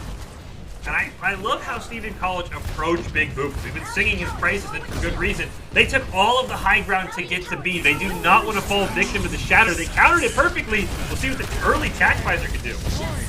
And with this approach, they know that the Shatter's ready. They know that they have to look out for it, but the 3K from Atomic, the Rocket Barrage finding 3 heads from Meridian Tech. They can't even use the Shatter because Big Boopus is off of the field. Soup is gonna beat them soon into spawn, but Meridian Tech, again, their spawn point is right behind Stevens College. They have to wipe out this point quickly, or they're gonna be contesting again.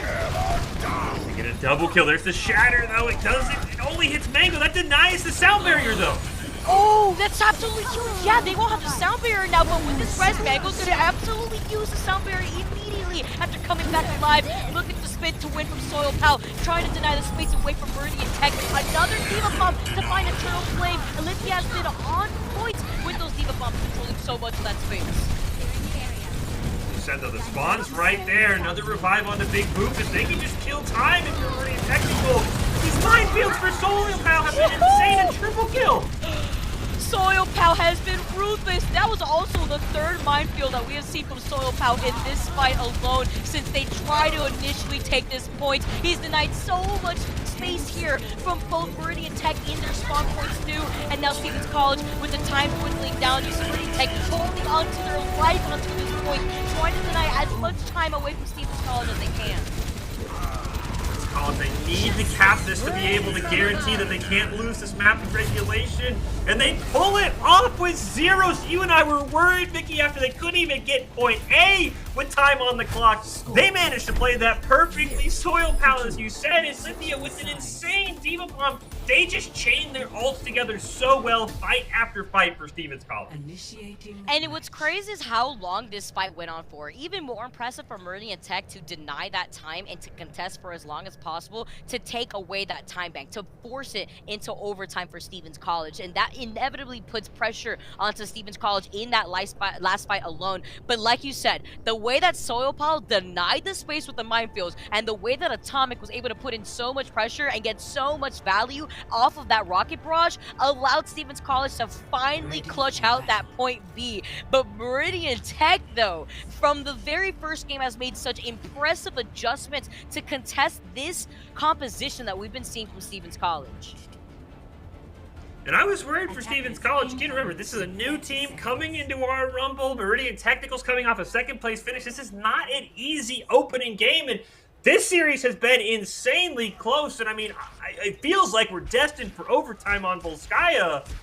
It's a great performance for Stevens College. They have definitely shown, Vicky, they're going to be a scary team going forward in this Rumble because they are making Meridian Tech pull out everything. We've seen swaps. We've seen, and basically everyone has played tanky DPS at this point. I really like what Stevens College has shown us here in this first game of our Week 3 Rumble.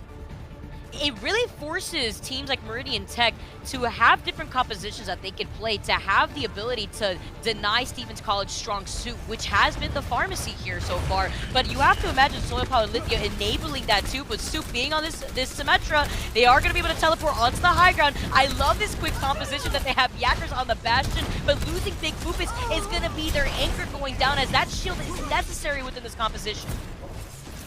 They have to already teleport away. Yakker not getting near as much value. I like what they did. They knew Stevens College was going to come out with the pharmacy. They said we have to play the Bastion because that's what's wanted for us. But that was burning on the Bastion, not Yakker. He hasn't gotten near as much value.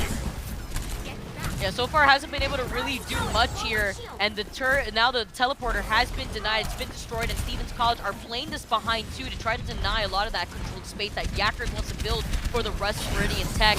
Now with another teleporter, Stu tries to bring everybody onto the high ground, but it gets denied again. These pile drivers from Soil Pal, and now the minefield is going to force Meridian Tech to hold back. Maybe use another teleporter, but look at the amount of damage output that has been done by those minefields alone. They did get a back pick onto Atomic, so there's no rocket barrage in this fight and no res for Rachel. This could be a scary moment for Stevens College if they're losing members left and right. That's 4 heads down originally, with Atomic being the first one to go down for Stevens College. Not enough heads to actually contest here on the points. An accretion getting sent from the left field to deny Stevens College from even pushing on the point. The Lithia goes down, and Meridian Tech are going to be able to get this first point with so much time in the time bank, which is going to be so scary for Stevens College to deal with. They're going to have to hold back that second point with extra time in the time bank for Meridian Tech. And that was probably the first rocket barrage that Atomic hasn't picked up a kill or two on. It was a great job by Soup, even though they're not on the hit scan on the Symmetra, picking off Atomic, forcing the swap, and now they have 5 minutes. You look at the clock, they were coming up on 3 ultimates, but Soup ends up swapping over to the Cassidy, so they'll still have both their tank ults. The tank form for Yakker should be online here soon as well. This is the snowball that a lot of teams can use to start rolling on Assault here, especially if Big Boofus can drop a supercharger and help everybody else catch up on those ult percentages. Yeah, those old charge difference right here for Meridian Tech is going to allow them to have the advantage from the get-go. You can see Soil Pal, though, with the minefields to at least try to contest them, forcing the rest of Meridian Tech off of that high ground with that pile driver, doing such a good job at disrupting the piece. So it's actually going to put a dent to Meridian Tech's plans, but they're okay with this. They're okay with taking this slowly. Look at the time bank. They have 4 minutes and 20 seconds, and nearly all their ults are online, with Yakkers nearing 100% with their very own ult. That's going to be a 5-man team with all their ults here going into this next approach. Yeah, the fact they saved their ults makes me think that exactly what you said, Vicky. They're probably going to go for some sort of layered 5 ultimate attempt here, because Soup, with the Deadeye, I mean, he can do enough damage without the Deadeye to be able to provide value for the team. So it's going to be up to Bumblebees. Maybe you get a big tack visor, but how they layer these ultimates for Meridian Technical is really going to determine the side of the fight, and they're going to start with the Supercharger. as well as the disruption that Soil Powell's been able to put down with that Powell driver. Here's the Gravitic Flex coming in from Burning, though, just trying to find somebody hiding in the house, but doesn't find a single soul, as the rest of Stevens College actually are playing this so spread out. They're forcing Meridian Tech to split all their attention from the left and to the right, but Eternal Flame gets rest. So it's going to be both supports still in the fight here for Meridian Tech. It's going to be lethal now as they lost Big Rufus, and this Amp Matrix could allow them all the space that they need to allow Big Rufus to come back after making that swap. Stevens College, they're dropping like flies, and they don't have the nano boost here. It's really up to Soil Power and these minefields to deny that space, and nobody stopped burning it too.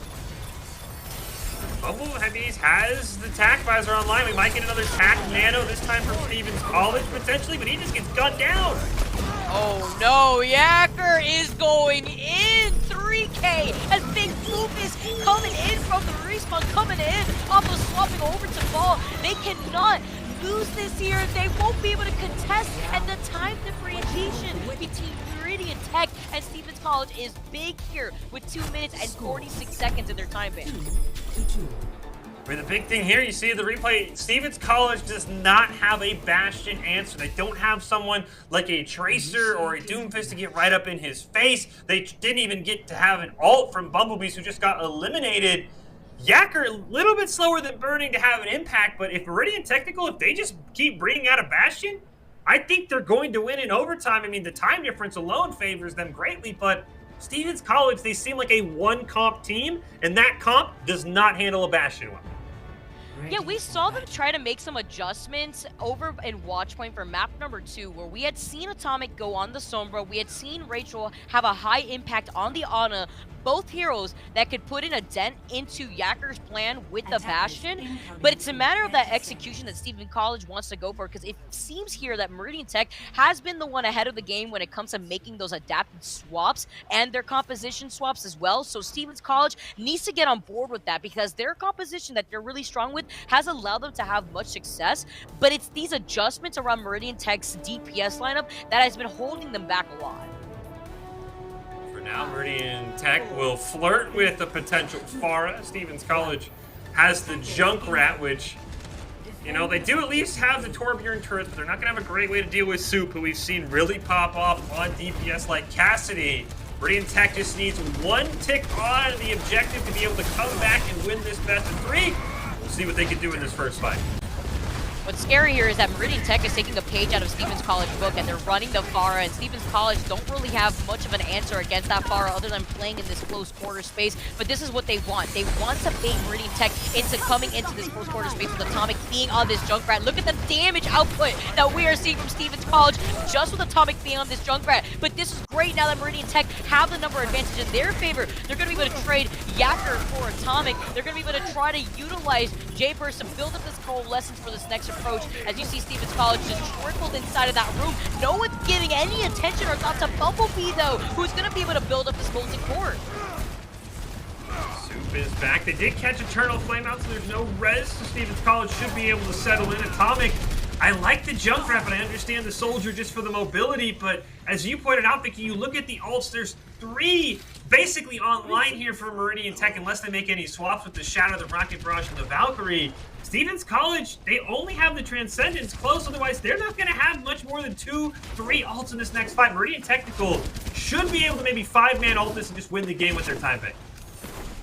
What's going to be so important here is Rachel staying alive. Rachel needs to have the immortality field to deny this Rocket Barrage, to deny this Shadow that's going to come in, but no Transcendence. Nobody in the backline because Snoop is there to contest you with the Rocket Barrage, finding 2 Eternal Flame, gets Yacker back in, so Meridian Tech have all the number advantage in their favor and want an overkill with that Shadow to send Stevens College all the way back to the spawn, so close, but Meridian Tech, they're the ones that come out on top after so many different comp switches to try to contest Stevens College. Absolutely phenomenal, and you know, going at it alone can only get you so far. Ultimately, if you want to increase your chances of success, you have to level up your teaming skills, and we just saw that. We saw a great job by Stevens College for most of that map, but finally, Meridian Tech figured out the comp they needed to run. They pulled it off. Esports Tower really takes time to create teams of well-matched teammates. I want to give a shout-out to all of the coaches, especially Paulo, for putting it all together. And if you're watching, you haven't checked out Esports Tower Clubs yet, you should. It is the fast track to rank up. A crazy back and forth series here just in our first game, Mickey. We still have more series ahead of us. We'll see how the rest of it goes. We are not going to give Meridian Tech much of a break, though. They barely survived against Stevens College. When we come back, they'll have to take on the Everest, who are the top of the top. We'll take a quick break. When we come back, the Everest and Meridian Tech in our second game of our Week 3 or Esports Tower Overwatch Rumbles coming up right after this.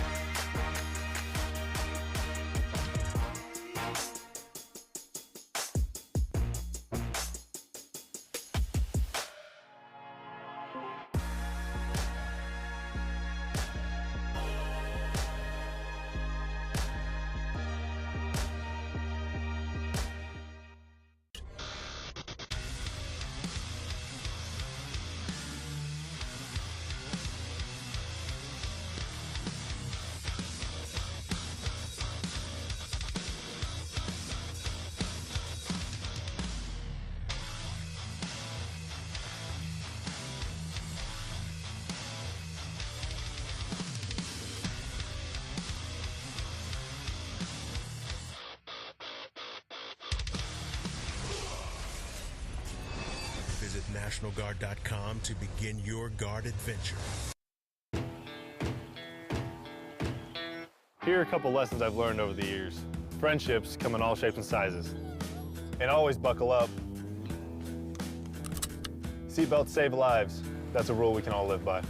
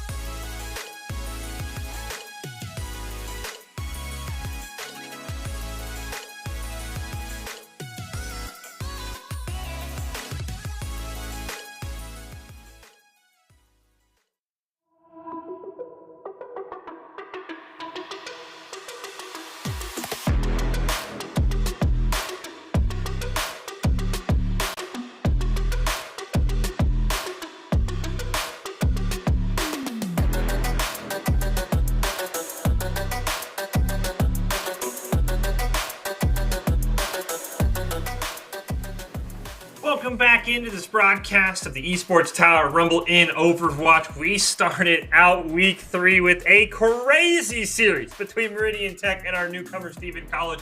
Thought Stevens College would pull off the upset, but in the end, Meridian Tech was able to figure out the comp to counter that Pharah and end up winning the game. And we're not going to give Meridian Tech any time off. They're coming back against their nemesis, the Everest of the Esports Tower. I am Fish, joined by Vicky Kitty to call all of the action. And Vicky, this was our grand finals matchup in Week 2. It was Meridian Tech and the Everest. The Everest took care of business, and the Everest have been the top dog. They have been the back-to-back Rumble winners. Everybody wants a piece of them. And after that marathon game, you have to wonder how much Meridian Tech has left in the tank for a crazy series. Yeah, you can only imagine that Meridian Tech right now is all fired up. They're looking for the run back right now versus Everest. So we're going to have to see if that last series was enough to fire them up, because with that close series, I can only imagine what the rest of the games are going to look like. And again, Everest have been so strong. Meridian Tech holding off Stevens College. A ton of great teams here in this Rumble. We haven't even seen the other Esports Tower teams. But before we kick off this Rumble event, this week 3 matchup, we do want to take a moment to congratulate all of our Esports Tower club members who have graduated from the clubs. They've been offered scholarships across the country. Over the last 3 months, Esports Tower club members have received over $1.6 million in scholarship awards. These students have not only worked harder on their in-game play, but have worked hard academically and have earned these scholarship opportunities. We could not be more excited and proud to see all the opportunities that all of these players are getting. Again, $1.6 billion, an absolutely crazy number, and I'm sure it's only going to grow because, again, we've seen some crazy games already, Vicky, and that was only the first series. It felt like we just watched like a whole week of Overwatch in one best of 3 series. That's the best way to describe it, too. Seeing all this talent from all these teams really highlights the competition currently and also highlights where Everest is as a team, where they lie, because when you have to contest teams like Meridian Tech, who fell in 2nd place just in week number 2, has it been enough for Meridian Tech to actually make those adjustments to contest Everest, or are we going to have the same situation where Everest is just going to dominate the competition? We will have to see. Hey, we'll help out Meridian Tech or maybe the Everest too, though I don't know if they need it. We'll throw it over to Doc. Keys of the game presented by the Esports Tower. Remember, you can score pro advice at esportstower.com. Again, if you want to beat the Everest, you have got to run with Doc, and that is to never take a fair fight. What does that mean? It means take fights in unexpected places. When they are unprepared, you have to have tempo. You have to know when you want to go, and you can't leave one person out on an island. Improve your game sense, improve your team play, improve your performance under pressure. You'll get matched with great players and professional coaches to help you rank up. Let's hop in to our rematch of last Rumble's grand finals. The Everest taking on Meridian Tech. We'll start on Nepal, and we'll see if someone can finally knock off the Everest or if they can remain at the top. As we see Meridian Tech, fatigue always got to be a question, Mickey, especially after you play what was like an hour-plus match. And now you're going up against the best team. Again, eyes on Diamond Dog, eyes on Panda Squad. Those two can absolutely take over a game for the Everest. Right, and I believe looking at what Everest is bringing out here, they have added a new tank player to their lineup, and I believe this is going to be their first Rumble with them, so that's going to be a big deal, as well as the fact that their TPS have been improving, have been leading with more off-angle control, so it's going to be a different look from Everest, as you can already see Meridian Tech getting into position to contest them by the stairways on the right side of the map. Steel Claw is also in for Meridian Tech, so maybe fatigue forcing them to bring in a new support player as Panda Squad just gets picked off. Looking for too much of a flank there. Panathon going down, though. That's going to be difficult as Everest, they want to build into that EMP. That EMP is going to be the bread and butter of this team composition, and now they're going to be behind in terms of their own charge for that EMP, as Meridian Tech look like they're quite literally fired up after that extensive series that they just played against Stevens College. And the role swapping for Meridian Technical is crazy. We saw Big Boofus popping off on the Roadhog. He's now DPSing. So is Eternal Flame, who was landing huge antis before on the Ana. So just the flexibility Meridian Technical has is absolutely impressive. And I'm curious what their best lineup will be. Maybe they feel this is their best lineup as the Everest, even despite that first fight, are a series. You can see the respect too. The moment they saw that Panda Squad was on their backline, look how quickly that Panda Squad has been able to try to build up that EMP. And now with 3 members down from Meridian Tech, they're playing at the disadvantage. Everest is going to be able to build into these next round of ultimates. But you can see currently Panda Squad, they saw Burning. Burning doesn't really know whether to try to contest there, as the point has already been given up to Everest. But with 44% of extra credit from Meridian Tech, not a bad start here for this team. You gotta look for Panda Squad, as you mentioned. They've been on the back line this whole day. They have that EMP available. I bet they start to fight off with a big one soon to come. Oh, yep, there goes the EMP. Is online for Panda Squad. Let's see how they're going to be able to utilize that, as Diamond Dog is the first to set down that minefield, the first one to use that ult. See you later, though, as Steel Claw gets taken off the map. That's that grapple from Diamond Dog, controlling so much of this space. Can he get another one here? They're just sending Meridian Tech all the way back to spawn. Didn't even need the EMP, which is the crazy part. They had just the minefield. We have seen some insane wrecking balls played today for really every single team, and now we get 3 ults for the Everest. We'll have 4 for Meridian Tech. I'm curious what Meridian Technical wants to do, but you see Panda Squad, Vicky, they're setting up. This is very clearly an EMP play. And here goes the attack visor now from Big Boopus. Here comes the big EMP. It's a 4-man EMP, but even then, there was nobody from Everest to follow up. Soup gets the boop. Not only D-Mex the Diva, but sends Chum all the way to the depths of the map. And now Meridian Tech flip the tides, and this is a great spot for Meridian Tech to be, because look at the ultimates that are about to come online. They didn't use 2 of them from Eternal Flame and Burning, and they're about to get the Shatter ready for King Swifter. Eternal gets a hello from behind for Bandit there. They were looking for a flank with that Deadeye too. That might have been huge. I want to see if the Everest hit the go button now with Eternal Flame out of the fight. See, Judge does miss that pulse bomb stick though, and now Steel Claw does go down. That would have allowed Steel Claw to build into this coalescence, but Meridian Tech, they're utilizing these ults, but they're not getting too much off of it. The whole hog from Burning has been used up themselves. Now Big Lupus also finding Luminescence. That's going to be huge with no Transcendence here for Everest. We're just getting a few trades here, but Panda Squad needs to build into this EMP. That's going to be the game plan for Everest. Oh no, no, not Burning. Oh, Burning. I like that for Burning, otherwise up on. Panda would have just farmed that EMP for that fight. As you said, that's the key, and that's I think what Everest is really relying on is a big EMP. Panda Squad's going to have another one here. This is really the last chance for Meridian Technical before they have to start going in on a stagger, depending on how long they take.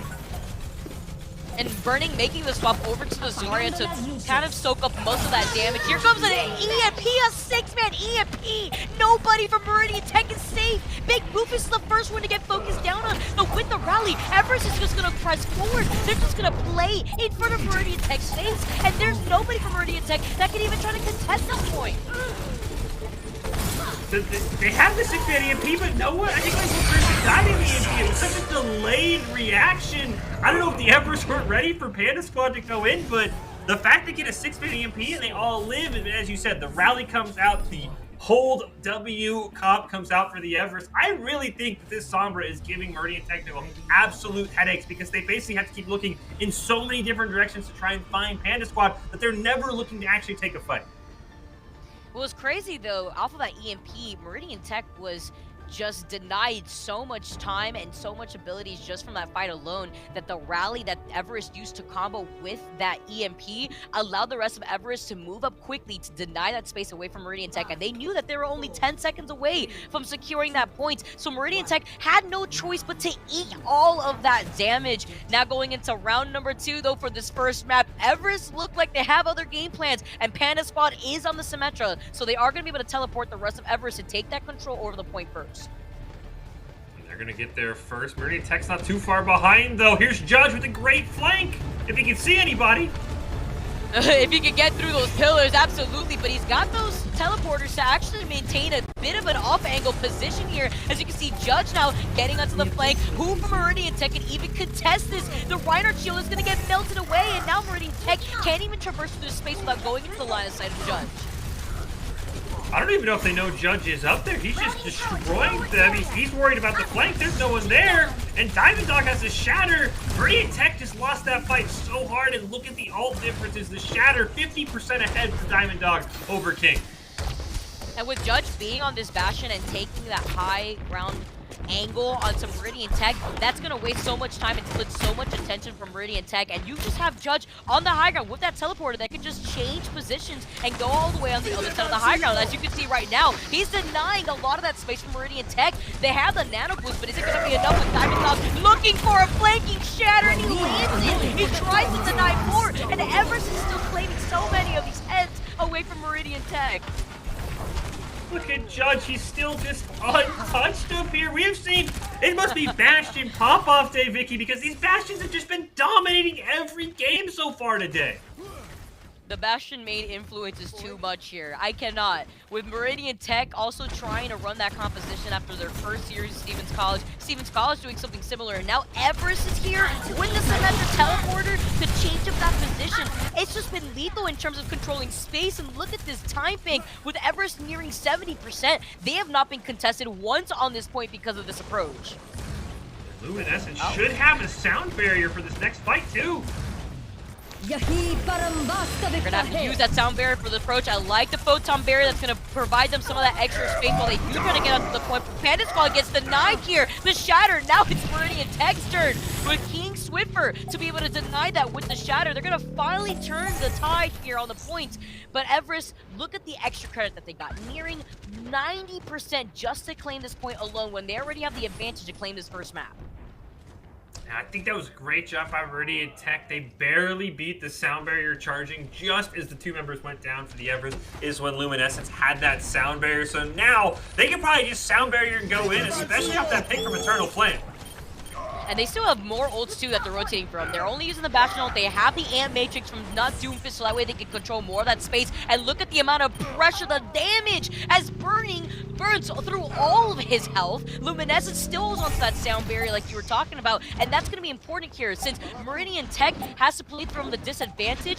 Everest want to hold on to the sound barrier to prevent Meridian Tech from flipping this point if they can set one toe on it in the contest. Look at the Riptide in for Eternal Flame. Oh, the sound barrier, the overtime taken away here. Throws the Riptide. Oh, you have to watch out. The remake kick off of the Eternal Flame. Steel Claw goes down. Meridian Tech do not have enough members to stay on this point. And Everest, they're going to be the winners of the first map here in this first of 3 series. Everest, I mean, that first map on Nepal, it looked like maybe Meridian Tech could get back in, but the Everest just assert their dominance. And I will say the big question, Vicky, is the thing that Meridian Tech did so well in that Stevens College series, they were so adaptable. You had Burning DPS, and then you had Burning tanking, and now Eternal Flames DPSing. I really wonder what the best comp for Meridian Technical is, because we've seen bright spots from all of their comps. I'm wondering if maybe that was, we're exhausted from our first game, we just need to get a refresh ourselves. That's why Eternal Flames on the DPS, but it feels like the Everest maybe capitalized on Meridian Technical getting a bit too experimental in a comp there, because I thought Eternal Flame was too good on the Ana to move over to a DPS.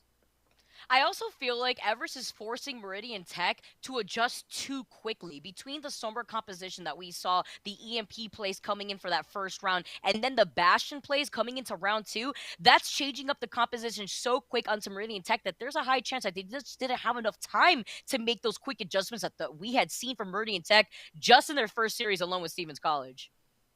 All right, losing control might not be a big deal for Meridian Tech. Remember, they lost to Stevens College in the first map, ended up coming back for that reverse sweep, a mini reverse sweep in a best of 3. It's still a best of 3 here for the Everest and Meridian Tech. We go to Junkertown as our next map. The Everest looking to win this one clean. Meridian Tech looking for another game 3, and we'll see how long they can stay around. And I'm curious what the comp is. That's my first question. It's going to be answered right away, Mickey, is what is the comp for Meridian Tech when you see Eternal Flame back on the support? I think they realized we got a bit too cute for the Everest, and they absolutely punished us for it. I figured that we were going to see a pirate ship composition, and I think that's what Meridian Tech is going to provide to us right now. If they are the ones on the attack, I could see them, or actually they're the ones on the defense, which means that they're going to be taking the high ground position, which won't allow them to situate themselves on the cart that Everest would otherwise do if they were the ones running a Bastion.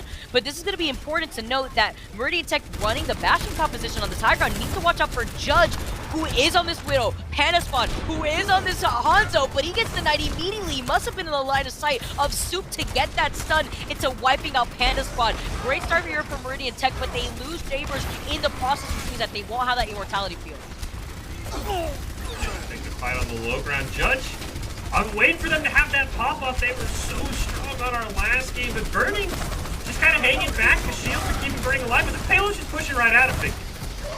Yeah, the payload now just trying to round the corner, and with Big Rufus going down, Meridian Tech are losing heads way too fast. Too much damage output from Everest to deny their game plan. And that's the issue with Bunker Comp. When you're not the one on the payload and you decide to take up shop into that high ground spot, you have to make sure that you're denying all of that damage and you can keep your supports up. But the moment that Technical lost Javers, they lost that advantage. They lost the ability to bunker down. And now the Nano Boost coming in as Big Rufus gets taken out. That Nano Boost doing absolutely nothing for Eternal Flame, as we may see a comp swap from Meridian Tech as this Bastion composition is not working out for them.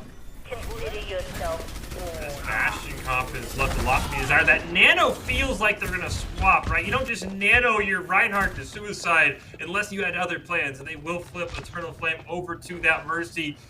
Maybe they think the issue is maybe the Bastion doesn't have enough of a pocket, because they're sticking with Burning on this Bastion. It was great against Stevens College, but the Everest are not running a forest. This Bastion has not had a place to bunker down. And what's scarier too is with Eternal Flame going onto this Mercy, you can see the position that Panda Squad is making with the Dragons. He's right on the other side of them. He just split up the squad and he took out Eternal Flame. That's one of the main supports going down, and he's still going. He's looking for a 4K right now. He gets it here with some help of the rest of Ever's team. And Panda Squad is on another level. Look at this. You could see them feeding themselves, and now they're going to have all the space in the world to get onto that high ground to contest Meridian Tech for this next point. We find a new champion. Feels like Meridian Technical fell into the issue of, we have that. Okay, never mind. Nice Bastional. They waited on that Bastional. I hope they swap now, though, because that was not worth the waiting and losing that happened with burning on that Bastion. And that's the problem with this point in Junkertown, in this third point. This is going to give so much advantage and space to Panda Squad. It allows you and enables more verticality that Hanzo will provide. And as you see Soup going down, something needs to be done against Panda Squad because he is all to the metal and no breaks here for Meridian Tech. They got to deny Panda Squad because he is just holding forward. Got another Dragon Trick. He might not even need it at this point. He might just single-handedly force this card onto the spot with almost 5 minutes left. Now he's denying entrance from one of the spawn points with the Dragons. It's going to force Meridian Tech to isolate themselves and exit from the other side. You see Big Boofus just waiting out those Dragons. He's got Shatter ready. He wants to look for a flanking opportunity behind that Orisa shield, or it's going to be all for naught. He's getting all in his face. He's got the Discord Orb on him, but look at the shield, denying the Shatter. That's exactly what he wanted to prevent, and Everest have just been wiping out Meridian Tech unstopped too. They just moved that payload without being stopped one single time by Meridian Tech. And Meridian Tech kind of fell into the same trap that Stevens College fell into in our first series. They just kept giving space. They're never taking fights. We get a look at this replay here. I mean, this is just Panda Squad running them down. He's holding W and just left-clicking on everything he sees. Meridian Technical, it felt like on that whole map, Vicky, we saw like 2 fights because they just kept giving space and waiting for a setup that never actually happened. That was absolutely insane. Insane to see how much value Panda Squad got off of that Hanzo alone. We had seen from the very beginning the game plan that Meridian Tech really wanted with that Bastion, but did they stay onto that pick and run that composition for too long that it prevented them from even stalling on the car once? Meridian Tech is a team that we were highlighting being so quick to adjust, were not quick enough to adjust against Everest in that first push from Everest while they were on the attack. I'm curious what Meridian Technical wants to do, because this feels like their comp, Vicky, with Eternal Flame on the support, Burning in Soup DPSing, Big Boofus on the tank, but they're not going to the characters that won them again, that they were so good on, like the Roadhog, like the Ana. They're being forced off their comfort choices by the Everest, and now I'm curious if this is an ego challenge here by Soup. Very rarely do you see the Widow get picked unless you know the other team has a good sniper, and you're like, I'm going to prove you wrong. This could go poorly for Soup if he just gets domed off the spawn.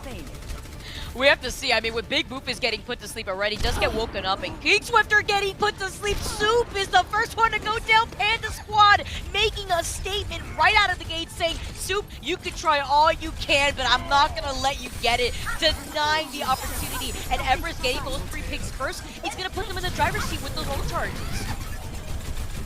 5 onto the support, but an anti just basically spells Doom, not Doomfist picking up more. Meridian Technical's just running into their death. Everest right now, the momentum is 100% on their side. They are feeling themselves right now, Fish, and Meridian Tech can't even find an opportunity on which door they can exit the spawn because Panda Squad is still finding these picks off of Meridian Tech. I mean, Soup has got to find a pick. It was an ego challenge pick on that Widow. Soup's got to start this with a headshot onto Panda Squad. Otherwise, they're just, as you said, they're never going to leave their spawn because Panda Squad is just killing everyone that moves. Does he miss? Does he miss, Fish? Because right now, Panda Squad is going all in. He's been looking for another headshot. He gets it again onto Soup. This is the 3rd pick. Can we see a 4th? He is head for head right now. He's going to try to deny Burning. He does it again. He's cleared out all of Meridian Tech basically single-handedly while the rest of Everest just pull him into their line of sight. And we haven't even seen Judge yet. Judge is on the Hanzo as well. This double sniper comp for the Everest is just, I mean, you see Judge gets a kill. They can't even leave their spawn.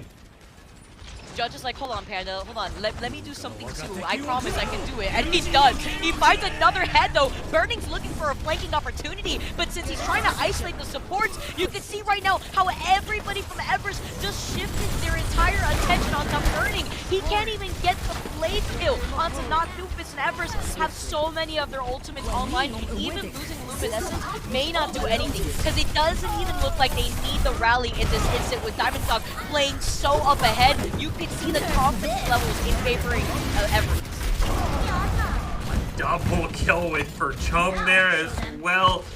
And I have to wonder just how Meridian Technical breaks this. I feel like they've tried everything. Now Burning's going to try the Hanzo because the Genji didn't work, as you pointed out. Couldn't even solo kill a support. They need a huge haul here, probably from King Swiffer, to start off this fight, because they can't even crack this high ground that the Everest have had the whole time. The reason why Everest is that #1 team right now, has been the most consistent squad to be able to take all these esports tower rumbles, and they're looking to do it again. Everest on the high ground, they have so many ults. Luminescence still has that rally as well to help stabilize the rest of the team, but it doesn't even need to be executed with less than a minute on the clock. Meridian Tech are struggling still to get out of their spawn. And to think, the Everest, even if Meridian Tech gets out of their spawn, have 4.5 minutes on their timer. Another for Panda Squad. Can they all play Orisa and Fortify? Oh no, Panda Squad is not giving them the opportunity. Even the bait, looking at the fact that Big Boofus wanted to isolate Panda Squad try to grapple away from there, but puts themselves into the line of sight of Burning, who finally ends up wiping out Panda Squad. The first time that Panda Squad has gone down since Everest has swept on this defense. But now, Meridian Tech can utilize this opportunity as a way to get some extra credit because they need it with less than 15 seconds on the clock. They're back, though, as you see Panda Squad picks up one. Judge is still on the back line as well, and is about 10% away from the Dragons. I don't know if Meridian Technical remembers that Judge is still alive. You saw the desperate shatter coming in from Meridian Tech to deny Everest from contesting on that payload, but that doesn't mean the rest of Tech need to go on the payload. Meridian Tech didn't touch the payload. They pushed all the way up, and they were unable to stay on the payload, allowing Everest to win map #2. They forgot about the payload! I cannot believe this. Why have you done this? I can't.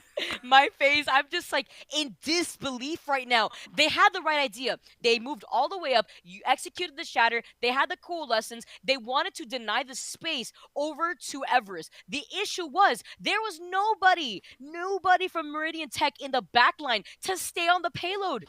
What can they do at that point? Overtime was taking away. They didn't get to the first point yet. They didn't secure that extra time. And in that, Everest win map 2 on Junkertown. That was absolutely phenomenal. The Everest still looking strong, Vicky, from the Esports Tower. And, man, the Esports Tower's got some good things going on as well.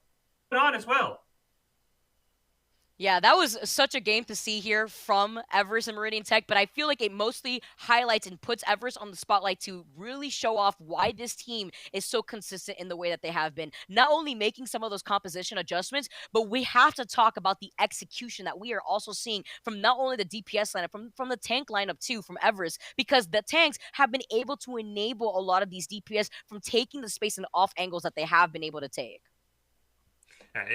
I'm very curious to see who will be able to challenge the Everest. I thought Meridian Tech would be the best team to do it.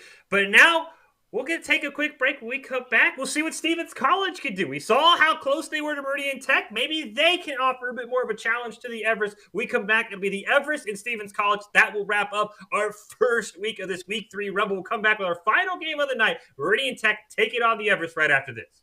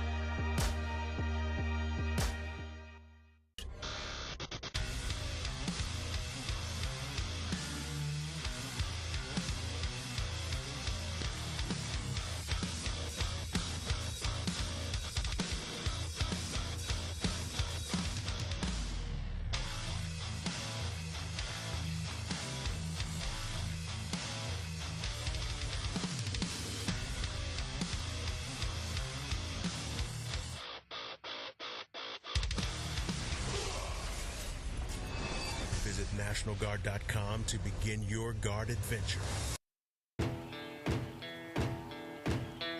Here are a couple lessons I've learned over the years.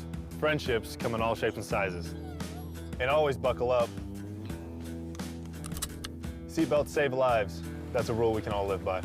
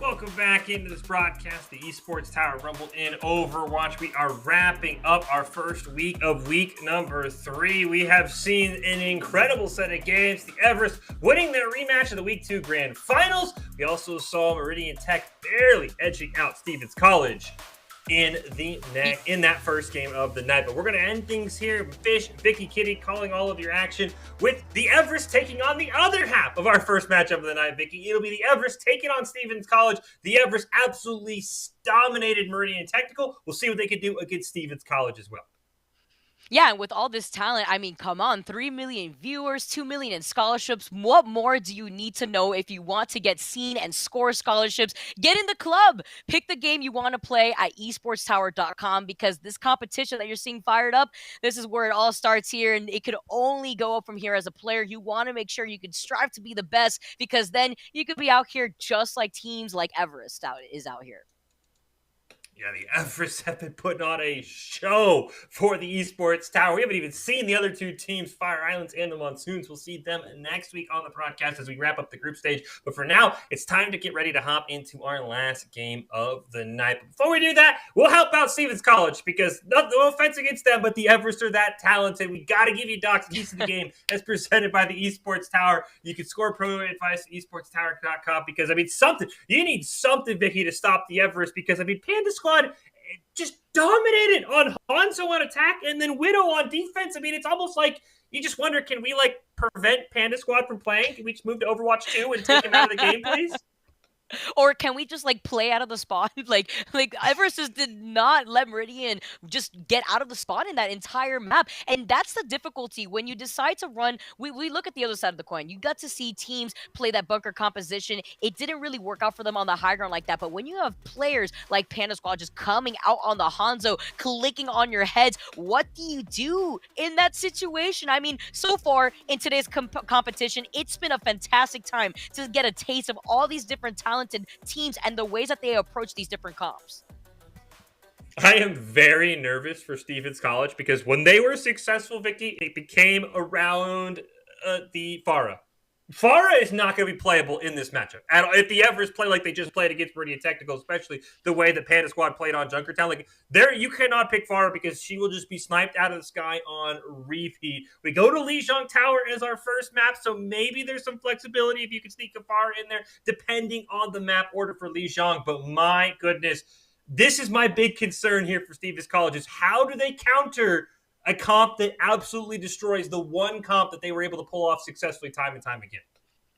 I think that's what's going to test out Stevens College and their durability with that comp that they feel so comfortable with. Now that we get to see how they perform on Lijiang Tower, we're going to have to see how that verticality is going to play into those compositions, because, there's different keys to the game, and Doc's keys to the game in Overwatch is to never take a fair fight, meaning take fights in unexpected places when they are unprepared, and the tempo is key here, because if you don't have that tempo going for these different compositions, this pharmacy legacy comp that we currently have Stevens College running and having so much success on may just get shut down by the way that Everest is playing.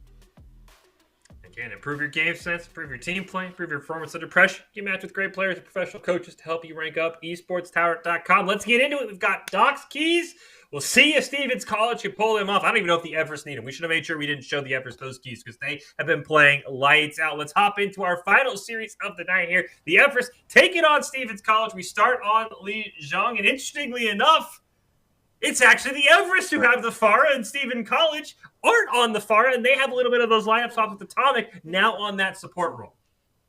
I wonder here if Everest took some notes off of Stevens College study book here, because this is interesting. This is not what I was expecting. We just essentially see the roles reversed here, but with the Symmetra from Panda Squad and the Teleporter, they're going to get set up on that point first. They have the Immortality Field to help with that sustainability, but these turrets are going to be lethal in controlling this middle point for Lijiang. I was wondering if we might get a rollout here from either Luminescence or Atomic, but neither of them pull it off. Bumblebee's those find that Teleporter, and Stevens College, unfortunately, no luck without the Pharah. They just get rolled in that first fight. Oh man, Bumblebee had the Teleporter in their sights. They were able to deny that ability, but because Everest win this first team fight, they have the advantage. They have the turrets already set up into place, and it's just going to allow Panda Squad to get another teleport set up. Stevens College doesn't even have the Symmetra anymore, so they can't rely on that Teleporter. Diamond Dog already has the Shatter. Oh no, if Diamond Dog predicts when they come around the corner, this Shatter could be huge. Oh, and he knew that the shield wasn't up. He gets a huge Shatter at that. Everest already starting off so strong, but not before Diamond Dog gets taken out. Unfortunately, not Doofus quick enough with that Immortality Field, but it doesn't even matter. That Shatter just opened everything up for Everest, as we're going to see Luminescence. We didn't see that Luminescence, don't worry, but we're going to have Luminescence reset quickly with the rest of Everest after winning that second team fight against Stevens College. Problem is, besides the Amp Matrix for Rachel, Stevens College they're not above 60% on anything right now. When you look for the Everest, they almost have a Rocket Barrage. They already used the Shatter. The ult advantage tells you all you need to know how this first map has gone. It has been all Everest, and they're looking to do it one more time, this time with a Rocket Barrage.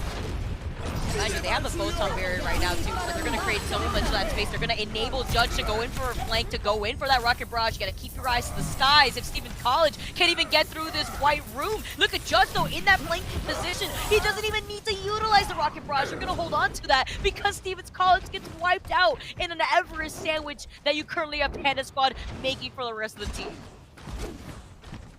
As you said, they didn't have to use the Rocket Barrage, so you have Rocket Barrage, you have the Diva Bomb if you need to zone anybody off. You're almost to your second Shatter of the game for Diamond Dog. This is the last fight, and Stevens College has used one ult all game.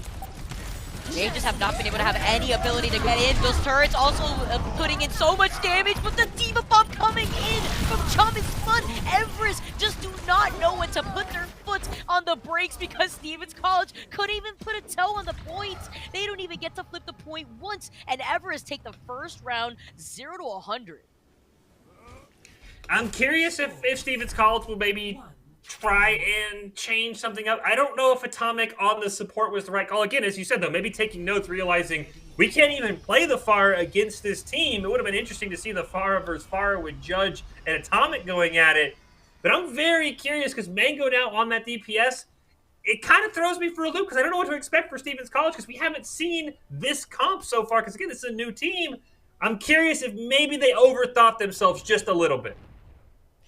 I just feel like right now, the way that Stevens College is trying to approach Everest is also feeling out what type of compositions that Everest feels comfortable playing, and seeing that we are in Lijiang, the Symmetra just provides so much just flexibility in getting to the point. With these teleporters, you're going to see Everest now teleport onto the high ground. They're going to be able to overlook Stevens College already from the get-go. As you can see, with Mango going down first, there's too much damage output. Even the Immortality Field from Rachel was denied immediately from Everest. And look at that position that they took off of the high ground. They were able to contest Stevens College while they were at the disadvantage on the low ground.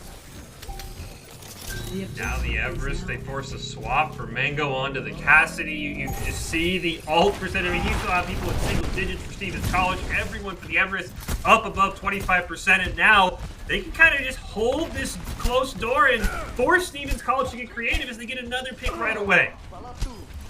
and they're just still claiming heads one by one as Stevens College just staggers on. Everest is holding forward, quite literally trying to hug their spawn point here, and they're still fighting these picks. Mango goes down as Judge being on this doofus just punches him against the wall. Diamond Dog try to replicate that, gets a quick little 2K on the support line, and Stevens College need to go back to the drawing board because right now Everest, not only do they have control over the point, but they are still claiming heads with Stevens College while pushing up into their spawn. Another shatter up for Diamond Dog, so you have to take high ground here for Stevens College. You can see the silhouette. That's the only way to neutralize this shatter, but at some point, Vicky, you have to come off the high ground on this map. And I think the Diamond Dog is just going to be waiting for a huge shatter if we even get that close. Yeah, you gotta come down from the high ground. You gotta try to put a foot on that point because right now, look at this percentage. Everest is nearing 60%, and just like you said, Diamond Dog has that shatter. The moment that Stevens College drops down from the high ground, if they don't put down that Orisa shield and deny that shatter, it's gonna be now Stevens College to try to look out for Diamond Dog who's trying to take that position. But they're not giving that yet to him. They get that first pick, they trade that as Mango now takes out care of Vanessa. They still have that self carrier for this next fight. Everest now, they're gonna be able to utilize everything though, and the Diva Bomb is gonna take care of Rachel, which is great here because they won't have that Ant Matrix as a threat. Diamond Dog still has that shatter. This was the problem I was worried about. Once they came off the high ground, Vicky, everything fell apart. You can avoid the Reinhardt on the high ground, but you can't cap the point on the high ground. They lost so much time. Yes, they avoided the shatter, but they didn't make any progress on the point. We're going to get another 0 to 100% favor for Everest here. Stevens College cannot even touch the points. They're all stuck by the spawn again. We are getting another case of Team Everest just denying any sort of space to their opposition, and it is quite crazy to see how consistent that they have been in that game plan. And to me, they're doing against the two best teams. Of course, we know Meridian Tech was in the grand finals last week, but Stevens College was toe-to-toe with them in our first match tonight. These teams felt even, in Everest, you said they're not even letting them get on the point. We'll go to Rialto for our second map. We'll see if the Everest can put another sweep together. I'm curious if Atomic maybe moves over. I feel like even though the Fire probably will get hard countered by Judge and by Panda Squad, I feel like you have to try your best comp here because clearly they tried to get creative. They tried to say, we can't play Fire, we'll put Atomic on the support. And she wasn't bad by any means, but it just wasn't the comp that they can win on. Yeah, it's difficult too because when you see that Stevens College had a really strong FAR composition, you can imagine that they wanted to test their waters against Everest and the way that they were going to approach that same exact composition. And unfortunately for Legion here, it benefited Everest and their composition swaps first, especially with that Symmetra, allowing them to control a lot more space faster than what Stevens College was even able to get set up. We'll get the Pharah, but it'll actually be from Mango as Atomic will remain on the support line. So I still think, again, this is the best comp that Stevens College has to win with the Pharah. I'm curious how Mango plays it, but I see Judge on a Widowmaker, and I get very scared because Judge can easily eliminate Mango right out of the sky. Absolutely. We're going to have to see how they're going to try to approach this composition that Stevens College is finally going to be able to pull out here. Rialto does provide much more of that verticality to allow Mango to reset, but you have to look for your backline. You have to make sure you can help heal for Rachel as Rachel gets taken out, and that's just because Alithia is so busy just trying to contest Diamond Dog, who just gets that pin on her, and she gets taken out so quickly in terms of that health pool that she originally had, and now Panda Squad, being on this Tracer, is going to be able to take these flanking angles to deny Stevens College to essentially sandwich them in the way that we're currently seeing them do right now. And the flank is the other thing. Outside the Bastion that Stevens College had some issues with against Meridian Tech with some great flanks. Not by a Tracer, but by some less mobile heroes. And now there's a Tracer involved?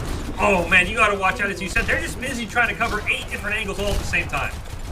It's so scary too, and even though Stevens College seemed to feel a little bit more comfortable out of the gates, look at the way that Everest is playing this. Judge being on this Widow and having so much available to you in your sightlines is going to be so scary as they round this next corner. Judge also gets to just establish high ground early. They have pushed Stevens College all the way back. Now they're just going to get a farm damage. The infrared sight should probably be up for this next fight. This is exactly how the Everest wanted to draw this up. Oh no! Panda Squad with the blink forward and the pulse bomb. He knew the res was going to come out too. He tries to deny the res from Rachel, so Rachel gets to see another day. Panda Squad gets hit with the anti and no recall coming in from Panda, so they get taken out by Atomic. Atomic, who is now on the Ana this time around. Everest, though, they might finally see themselves weakening here. Stevens College to control this high ground. It's going to be lethal, but not Doofus with this Immortality Field still has been able to survive. He just kited them up and down on the high ground. That was a great play, and now everyone's back here. You got to watch out for Diamond Dog's Shatter. There's not a great way to stop it if you're the Everest, or you're Stevens College. And the Shatter does come down. Atomic gets caught in the middle of it, but Atomic gets to survive after that Valk. But before that, Atomic gets taken out at the very end when you have Luminescence in their sights. Everest now still controlling his high ground. Nobody stopped Doofus yet, too, and he's about to build up this Ant Matrix. Stevens College did hold back Everest for slightly right by that corner, but not before you see Everest is completely restabilizing this next corner. Doomfist playing like basically a third DPS here. He doesn't have time to heal his team at all, but he's just pumping out damage right now on this Baptiste. It's just, again, just holding forward. He's essentially providing some of that support DPS for Panda Squad, who's going to release another pulse. So I'm not going to find anybody this time. But these ult charges, you have the sound barrier. Luminescence is going to be able to utilize that for this next push from Everest. It's a great flank with the Deadeye. See if Mango could get anybody with it, but nobody was in his line of sight except for Luminescence, the most important member from Everest to hold on to that sound barrier for this next approach. Now that Luminescence gets taken out, Stevens College have a lot more time to restabilize now, control up ahead to control some of that space that Everest has been able to buy in for themselves because they want to use that sound barrier to approach this payload. I am curious if the Everest are going to move off Judge on this Widowmaker. It hasn't been bad, but I think they're just running out of value it can get. There's so many line of sight spots in this last payload place. I'd like to see Judge swap off to something that can provide a bit more oomph in extended team fights. Yeah, especially with Stevens College making the adjustments and Mango swapping off the Pharah into the Cassidy allows them to get those stuns onto Panda Squad and prevent Panda Squad from getting into a flanking angle. But the D.Va Bomb, Bumblebee in their line of sight gets taken out by the D.Va Bomb, and Atomic meets his fate alongside him. Now right into the spawn, Soil Pound tries to back away, but Stevens College, they need to get something going here because look how far up Everest is pushing into their spawn. Nobody to contest this payload. I mean, that fight was basically, as you pointed out, he got caught, now has to try and do a last grass tack visor, but couldn't quite find it there. Pin. Yeah, and now the pin from Diamond Dog just sending one of their members of Stevens College all the way through the back. Nobody was there to touch the payload. Everest just non-stop with this payload. The only time that Stevens College held them back was in that last choke point. They're right there. Unfortunately, Bumblebees gets nanoed. They're trying to set up a crazy tack visor play on defense, but a great D.Va Bomb from Chum is Fum just picks him off. I think that was really the fight, because I think they hold them there with the nano tack visor, but unfortunately a great D.Va Bomb trying to just cause some zoning issues, and now we'll see what Stevens College wants to do, if they want to try and push with that Pharah comp, if they're going to try something else. And I'm curious if Panda Squad or Judge will bring out a sniper and basically try and ground the pharmacy before it even gets going and really complete the sweep and complete a very impressive day one performance for the Everest.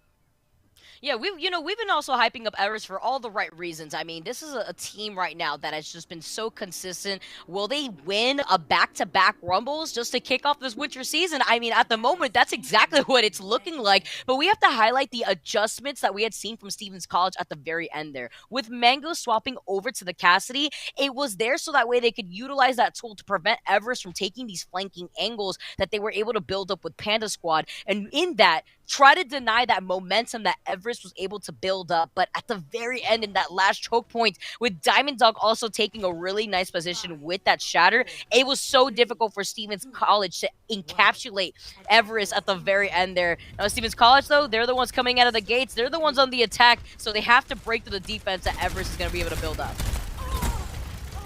Oh, yeah, no. I was worried about that, Mango. The ego check on the sniper. Panda Squad's going to put him right back in the squad. He's taken out both the DPS, and it hasn't even been 5 seconds after the gates opened. I can't even believe this right now. Everest, though, having the high ground to be able to angle their way into where Stevens College is going to be funneling out from. Look how confident Diamond Dog is playing. Quite literally up in their face, past the bridge. I mean, you have to be careful here. You could get pulled out by Olympia off of the map, but right now, Stevens College can't even restabilize themselves. Judge has the bar as well. But you can see this College, they can't even get out of the spawn. If they even make a move, Panda Squad's going to headshot your DPS on the high ground. I don't know how they can come out of this because there's just so much control for the Everest right now. They need to get a pick onto Judge and Panda Squad somehow, probably at the same time. To think here, with Stevens College also trying to stick to this Bastion composition, what we had seen before from Stevens College versus Meridian Tech, and how Meridian Tech was able to make those adjustments. And now with Bumblebees going down again, this is a very similar outcome that we could expect with Everest now going all the way to the spawn. I mean, just getting the follow-up right there with Chum is fun. Now the Shatter going down. Everest are hugging Stevens College spawn points. They don't even have any room to breathe. I was wondering if Judge is going to camp him with a rocket barrage. And yeah, this Bastion comp, I mean, I can see once they get on the payload it's going to work, but they can't even get on the payload. I think they need to get off this Bastion, try and find a way out, and then maybe Bumblebees can swap back. See Judge with that rocket barrage that you were saying, trying to take an off angle, maybe tries to predict a different approach from Stevens College if they want to go through the back end of the spawn instead. But Judge, not wanting to overextend, is going to hold back a little bit. They're getting excited. They know that they're winning these trades. They can't get ahead of themselves now. Supercharger being called in from Alithia to allow Stevens College to at least get some space. But Everest are playing this so spread out, it's difficult to nail down one target. Judge, it's a 1-for-1 trade, and now you've lost your whole point of the comp with the Bastion gun, so all this pushing means you still can't even get your Bash on the payload. Now it's actually harder for them to set up this comp. What's crazy is the way that Diamond Dog and Chum has still been able to survive so much damage, even Diamond getting put to sleep by Rachel, but Stevens College aren't securing these picks, and that's the reason why they haven't been able to escape through the bridge alone, and they're just denying that composition, like you were saying, where they want to revolve that comp around the Bastion. Bastion dies again. Judge gets taken out. I like what they're doing, and this is the one thing that ended up bringing Stevens College down against Meridian Tech, is they were a one-comp team. They got to figure out how to change up this comp on the fly because Bumblebees cannot get anywhere near the payload, which is all the value the Bastion needs. But he can't get there. He's just dying in spawn over and over again.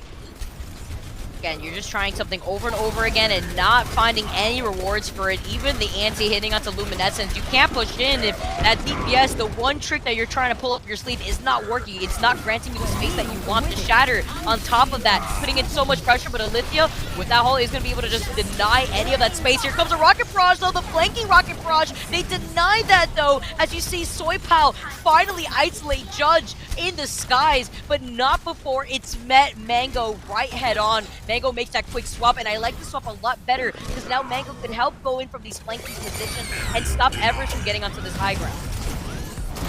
Last chance for Stevens College to at least get to the first payload point. They have the Bastion. Well, they have the Bastion set up. They were almost ready to go, Vicky, but unfortunately the Bastion goes down again. Now they have to pull out America.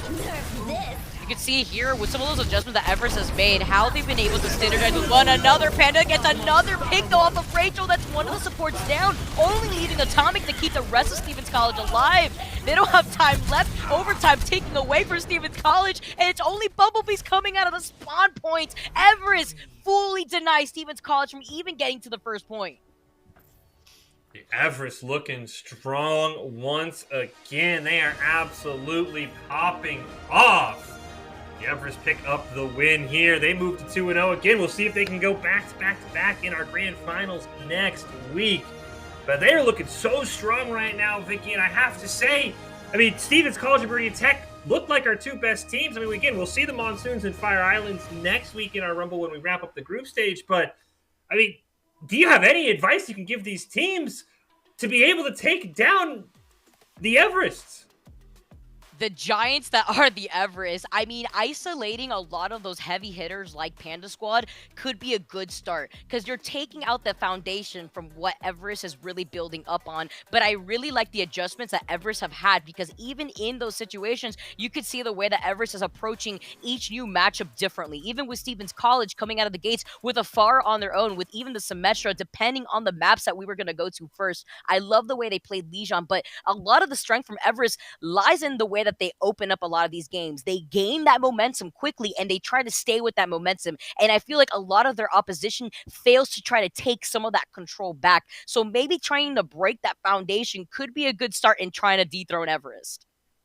Well, as we wrap up our first week here in our Overwatch Rumble. We do have our Idaho Central Credit Union player of the game to give away, Vicky. I think there's some very deserving candidates from the players we saw today. Who do you think is the ICCU player of the game, in your opinion?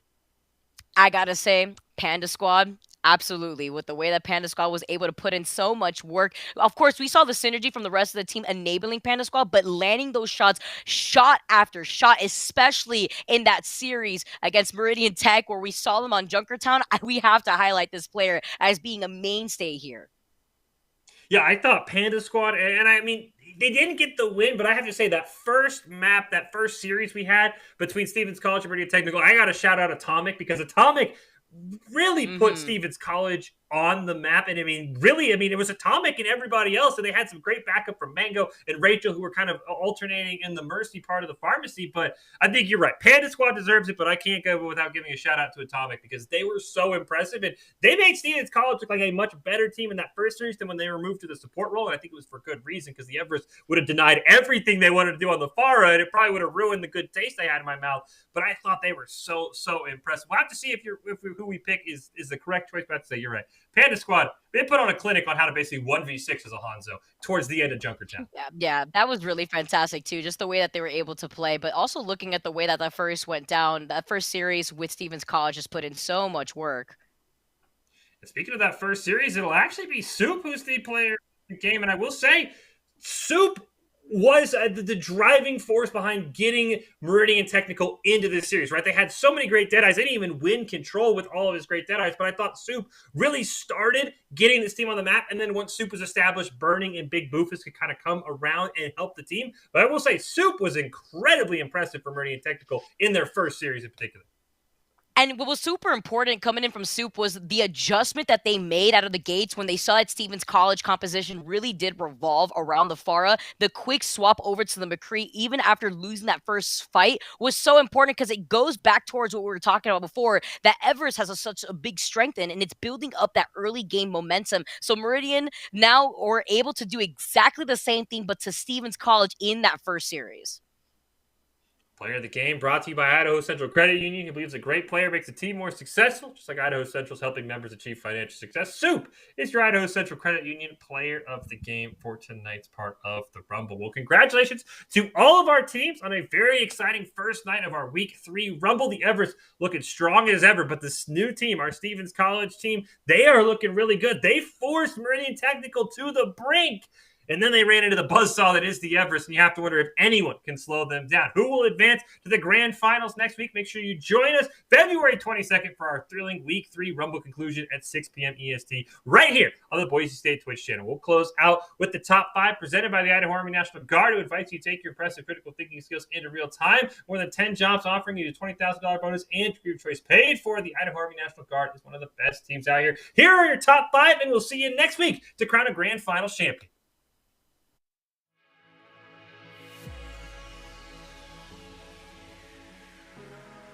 Here, but he gets caught out. Right behind the shield and the pin. There goes 2 now. Meridian Tech getting sent right back to the spawn. Just a matter of time before Stevens College manages to move all the way up. We talk about some of those adjustments, but Meridian Tech are now forcibly having to adjust around Stevens College playstyle. Into the Cassidy allows them to get those stuns onto Panda Squad and prevent Panda Squad from getting into a flanking angle, but the Diva Bomb, Bumblebee in their line of sight, gets taken out by the Diva Bomb, and Atomic meets his fate alongside him. Now right into the spawn, Soil Pound tries to back away, but Stevens College, they need to get something going here, because they don't really have that cover in the air. Jump in there. They also have to pull up. There's the Deadeye, though. Oh, they pick up 2. Yes, that's exactly what we're worried about. As Atomic didn't really have enough time to get away from that Deadeye. They waited for that perfectly. They had the Amp Agent to control that space, and now Meridian Tech, they are going to be able to flip this point Echo. But look at this composition that we're seeing from Stevens College already. They're still running the Bastion. They have the Symmetra. They're going to be able to teleport right behind Meridian Tech.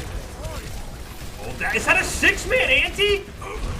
I think the turtle just did a 6-man ante. Oh, so on point with those antes and those accretion kills coming in. It's going to hold them back.